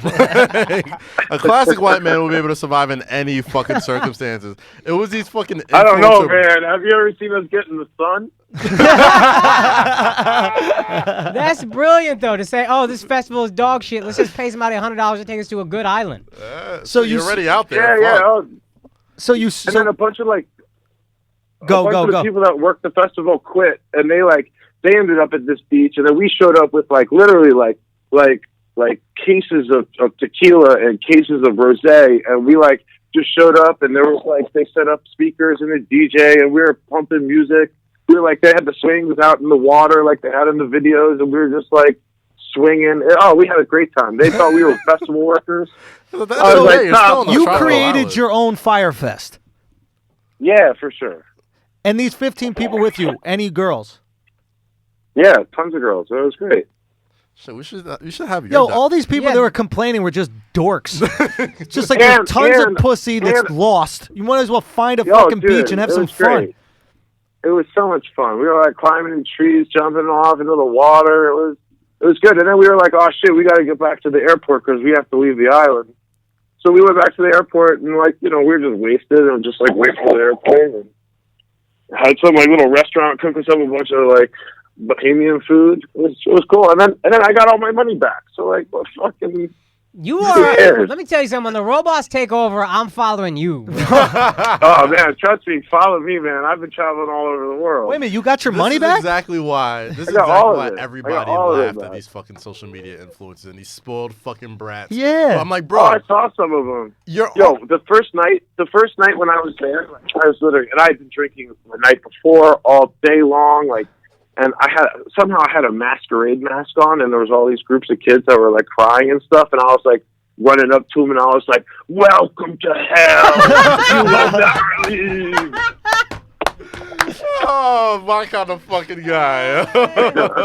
So, and if you watch the documentary, you see the people complaining. They were losers, right? Yeah, none of those people that were complaining. You're on a tropical island, and you're rich already, and there's women and liquor.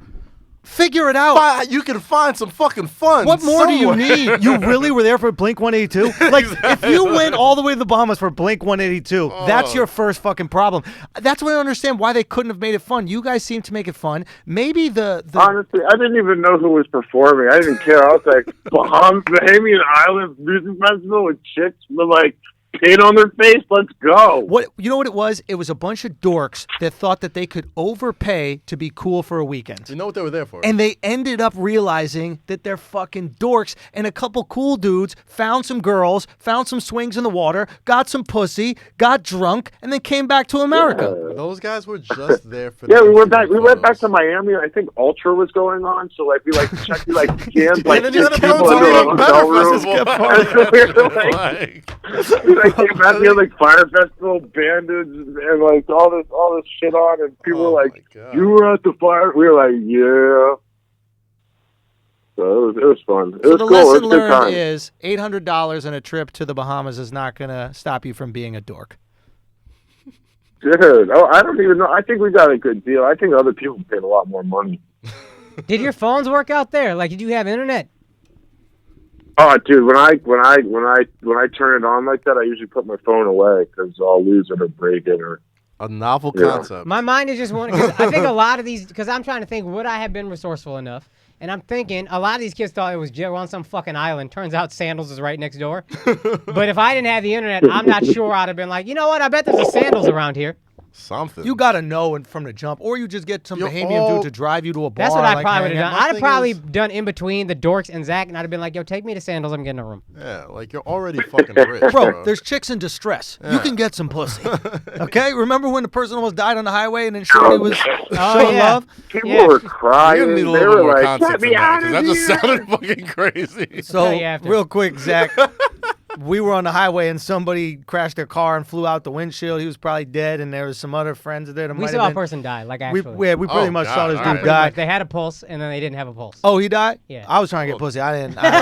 But there was some chick who was like in distress, and I was like, Akaash is out here really trying to figure out what's going on, like testing the pulse, all that kind of shit. And I'm with the other shorty, like, you cold? You need my jacket or something? Wait. No, this Andrew being funny. I'm gonna be honest. No. He's dead already. I can't get some pussy. Like, me getting pussy not gonna bring him back to life. No, I'm not gonna let this happen. Son, Andrew's I would- actually mad helpful. He did try to get some pussy, but he was also mad helpful. I made sure he was dead. Oh, the motherfucker was He dead. was dead. Nah, Andrew. Pussy needs to be got. Listen, if we missing a human, we gotta make another one. The bare minimum that I could do in that situation is have sex with this random girl on the highway in Connecticut. No, Andrew, legit. So one dude was Oh dead, my one dude was God. paralyzed. Andrew helped get the paralyzed dude in the gurney. He was actually like telling the EMT what to do and shit. It was real weird. I was like, this is some crazy confidence this dude has to tell the EMT like, well, you gotta pick him up this way, we gotta strap him in this way, and then he I'm a tried leader, to get pussy son. in between. Yo, I told him that shit, and I really did not know if that was the right way. Fuck, But he said it confidently. yo, stop he a did car? that I know, shit, bro. all right, well, I'm I just said, saying, grab bro. him by his neck. He's probably paralyzed. And the dude, he like held it for a second. Like, that's definitely not what you do. How this But I works. said that shit so strong, he was like, all right, fuck it. That's how I'm gonna grab him this time by the neck, bro. But he was dead already, so he couldn't. Nah, cause I figured, you know how like a cobra, you can control him by the neck, or a snake. What? So I figured, hey, my man, nothing was moving but the dude's head. So I was like, save that part, grab him by the neck, let's put him on the gurney. Then the guy came out from the forest. Remember the soldier? Oh yeah. Yo, some soldier came out the forest. That shit was like Fortnite, motherfucker. I didn't know what the hell this dude was from. And then he tried to save the day. And then Andrew's actually mad helpful, but this was sociopathic. I did try to get some Afterward, pussy, yeah. he tried to get pussy, and then as we're driving home, I'm fucked up. We just Yeah. saw a dude die. Yeah. And Andrew could not have been less affected. This motherfucker just, Yo. he like, Andrew, I'm like, I was yo, trying to massage down my dick, son. I was mad hard, son. Son, I was mad hard, son. Son, it was cold. My blood is flowing. You know what I mean? Adrenaline going. Adrenaline was going. Yo, adrenaline give me boners, B. I'm not gonna lie. My shit was rock. I was rock. That's why he had to stop boxing. He kept getting his dick Son, hard. my dick would be mad. Ding, ding, ding was my dick. It wasn't even the bell for the round. Bro, Shorty. He would just thrust Son, his hips at the So bell. I was just holding Shorty like that. I was like, you okay? Everything's going to be fine, whatever like that. She was like, what do you think happened with him? I was like, nah, he dead. He done. Oh, man. I also remember you were mad on the way coming home because there was a fat bitch at the show that clearly wanted to suck your dick. Yeah? And you I had, let her? Nah, you had a girl, but you were like, why can't I just let this bitch suck my dick? Like, what's up? Like, And then God Final Destination, another girl Yo. right into my way. You know what I'm saying? Like, real talk. God had to kill another person God was like, so I I see could what get you my was doing out there. my Like- nightly dick sucked. I was supposed to get God the lined it all Son, up here for you you. go. Son, if I just got my Rolled dick sucked by that about fat girl, you know they probably would have lived. Yo. You killed But somebody, God Akaash. gave you a skinnier girl. That's your fault. I didn't need to go. You made me said- go. I didn't make you go. You did. You were like, you gotta be faithful. And I was like, you pretty hot and glamorous motherfucker. Oh, yo. I ain't put my on nobody else be God. faithful, fam. That was your decision. Yo, Zach, thank you so much for letting us call you, man. I appreciate Yeah, your man. wisdom. No And I problem, respect guys. you, No fam. That problem. shit impresses Yo. me. And Yes. if we can learn anything from Zach and Zach's way of life, I think, and this has been consistent throughout your life, is you got to make the best of whatever situation you are given. That's right. That's right. You can't cry, man. Absolutely not. Yo, so thank you so much, Zach. I appreciate you, my brother. You. Yeah, guys. Take care. God bless. Peace. All right, guys. I think we're already over how long? We're already over. It's like 2.5, right? This is what happens when You we lose got track the of family time. here. We cooked today, boy. I'm gonna give us some This is credit. a hefty episode. I like this. Son. This feels good. All right. It feels like a 60. It really, like a 60. it really. Look at the sound. I'm like, that's gonna do 60. That's gonna do 60. So anything that we should touch on before we get out of here? I feel like I just saw something trending. Before. Here's what I'm gonna bring up. You look check for current news. events. I'm gonna bring up other stuff we were gonna talk about. Maybe we can just save it for Wednesday. NBA stories. Doris Burke calling out Andrew Wiggins. Boogie is back. Lonzo is hurt. Melo with a capital L strikes again. Bulls really gonna get the first pick, man. They decided to tank and get Melo. Cardi B in the Super Bowl. You brought up something, and then Pacquiao Broner. I want to get your thoughts. But anything we don't have time for, we can just get to Wednesday. I mean, they cut Melo already? I heard they were waiting. Well, they waited because today's technically a holiday, so it can be official. Oh, I heard they were waiting to see if there might be a trade, and I heard this paragraph was very damning about everything you need to know about Melo. The Los Angeles Lakers have an interest in Anthony, but have no plans to waive a player to create an available roster spot for him. He's You ain't not got even no better interest. than your 15th best player. Fuck out of here, son. I'm not waiving my. I don't know who the last player on the Lakers bench is, but they're not going to waive him for Melo. Carmelo Anthony is the FYRE Fest of NBA players. It's like the idea of it was great. Who's the guy that started FYRE Fest? That's Melo. He's the Billy McFarland. You just stealing money from everybody. Real talk. And you just keep stealing and somehow getting away with it. Where your jail sentence, Melo? Facts. You stole hundreds of millions of dollars from NBA owners. You know what's gonna be the wild fucking justice right now? What? Melo's gonna have one huge playoff moment this year. I don't understand how telling you it's could gonna affect happen. the game from at home. It's gonna happen. I'm telling you, it's gonna happen. Where he going? It's gonna happen. Nobody wants him. The Rockets didn't want him. I'm telling you, it's The Lakers all, don't want him. It's What all, playoff team? It is all bro. gonna be a perfect ending for this motherfucker. That's If the I'm him, That's how much the bar has been lowered. The for bar is so someone low. who Here's was the thing. once compared to LeBron, now his bar telling is you. the perfect ending for Melo is one huge playoff moment. yes. That's sad as fuck. He's Robert Horry now. He's gonna come in. Nah, he's play not Robert 5 Horry. minutes a game. He's not Robert Horry. He's Robert Horry. He's gonna he come just in. gave himself away for money constantly. He's gonna come in with LeBron and the Lakers in a big game against the Warriors. He's gonna hit a big shot. Brown don't want this motherfucker. I'm man. telling you, The Lakers don't want to give up their 15th player on the roster for him. Man, that's apples and oranges, bro. How's that apples and oranges? Apples and oranges is both fruit and they're very similar. I don't like people when they say that. Like they're most similar to more things. True. Facts. Like, they I both only in a I only circle, say they that both- when I'm out of ideas. Yeah. I'm saying apples and oranges, bro. Apples and oranges, because nobody really explains that shit ever. But no, I think Melo has one more moment in him, and then he could go off in the sunset and retire. What moment is that really? He's gonna hit a big shot. All he needs is one big shot and one big moment. Go like this. Oh shit! Give him a little fucking Western Conference Championship T-shirt, whatever. That's a terrible He bar. need to man. knock some sense way to into go. his own head, bro. That shit ain't working with his nonsense. Hit yourself with the fingers. Oh, Listen, man. bro. The only thing that dropped today, which would have been a great topic, but it's already been proven not to be true. What? Tiana Taylor and Amon Shumpert. Apparently, Game over? no. Apparently, Tiana Taylor and it's been proven false now. But Tiana Taylor and Amon Shumpert had a threesome with some lady who happens to be a porn star. Now that porn star is possibly pregnant by Amon Shumpert. But it's fake. But it's been. But they do fuck girls together. We already They knew do that. fuck girls together, yes. Yeah. But Tiana Taylor's been on Twitter all day, denying the rumor. But it would have been a fantastic flagrant. I love girls that like that. They, like the parents that go, my kid's gonna drink. I might as well let them do it at home. Yeah, drink with Like me. that's all that is. Cool mom. When you you just cool mom. That's all Tiana Taylor That's is. your Is cool only wife. hope if you marry an athlete or a rapper. When rappers aren't faithful and we act surprised, I'm tired of it. Yeah. When NBA players aren't faithful and we act surprised, Just work you it. dumb bitch. What you think was gonna happen? work Chloe? out a deal. You, Chloe. Yeah. You with an NBA player. Yeah. What you think is gonna happen? Well, to be fair to Chloe, like she wasn't even pissed. oh, word. Like we didn't hear no grievances about her, nothing. Like, We don't watch that show. I but bet they're there's still grievances. together. Yeah. Like she's not so pissed that it's over, and she got the right to have it over because she got her own money. That's But very when these true. chicks out here who got none of their own money and they're living a lifestyle and they're complaining about fidelity, it's Chloe's like definitely richer than come Tristan on. Thompson. way richer.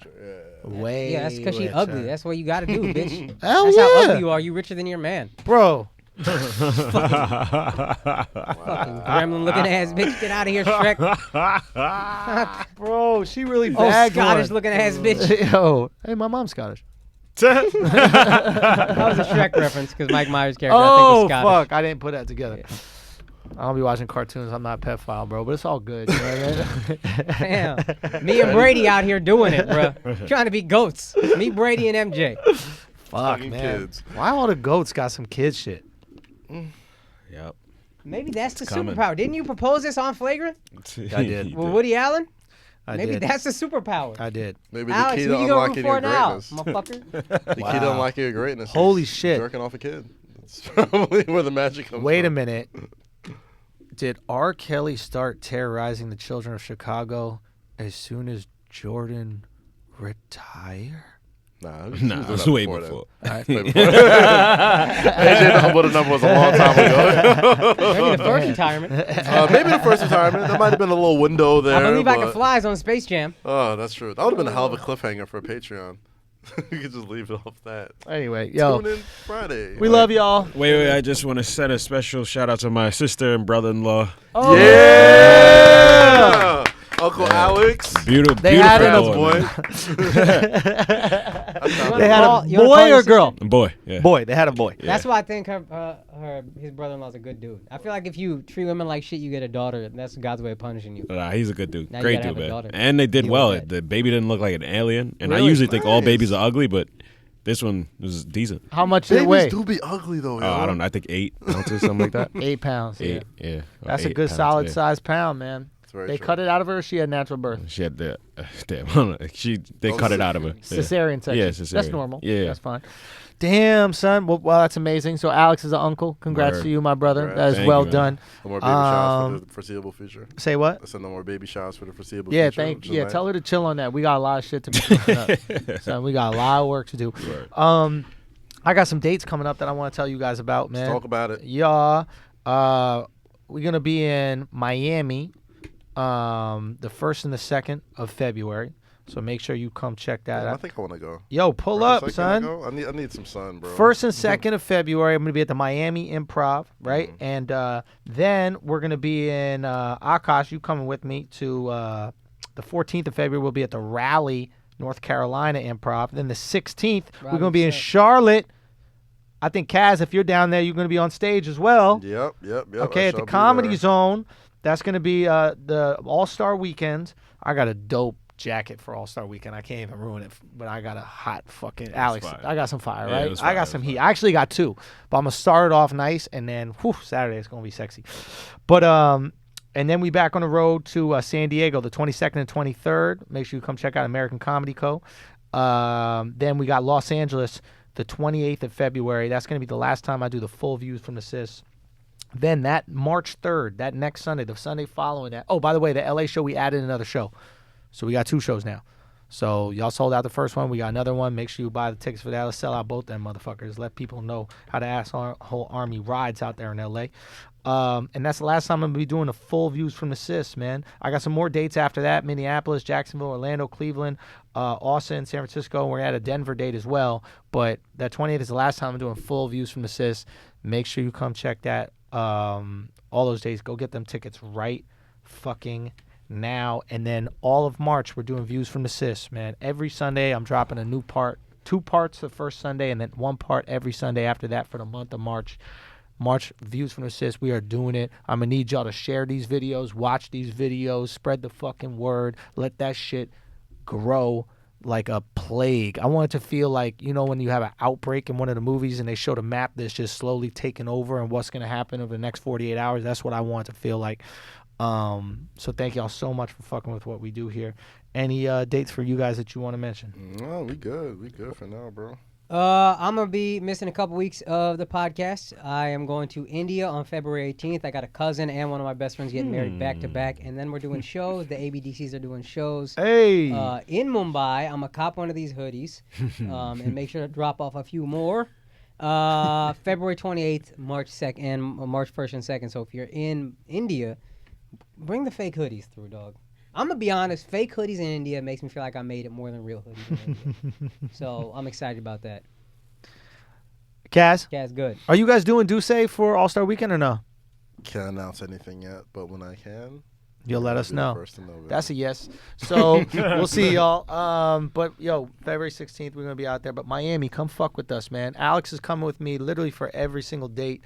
I might fuck with y'all, man. Son, dead ass. Come on, I through. need some sun, When bro. is It's so Miami? fucking cold. February 1st and 2nd. And I gotta go to Portland the 3rd. And for all the this weekend we're dropping the thank y'all so much for watching the dropping ins and sharing the dropping ins and watching the inside jokes shows and sharing the inside joke shows. We got a crazy one this week on Mike Feeney's joke is about why we should give kids guns. So make sure you check that on the YouTube. But we're gonna be doing a dropping in for every city we go to in February. Right, so it's going to be a crazy bill, but that's Miami, that's All-Star Weekend, that's San Diego, and definitely LA. So we're going to be cooking up some very cool shit. I can't wait to see y'all out there, man. It's always cool to feature you guys in these types of videos. So thank y'all so much for doing what we're doing. Don't get duped by the Billy McFarlanes of the world. Keep growing the army. Keep radically including yourself and other people in it. And let's take the fuck over. This is Flagrant 2. Peace.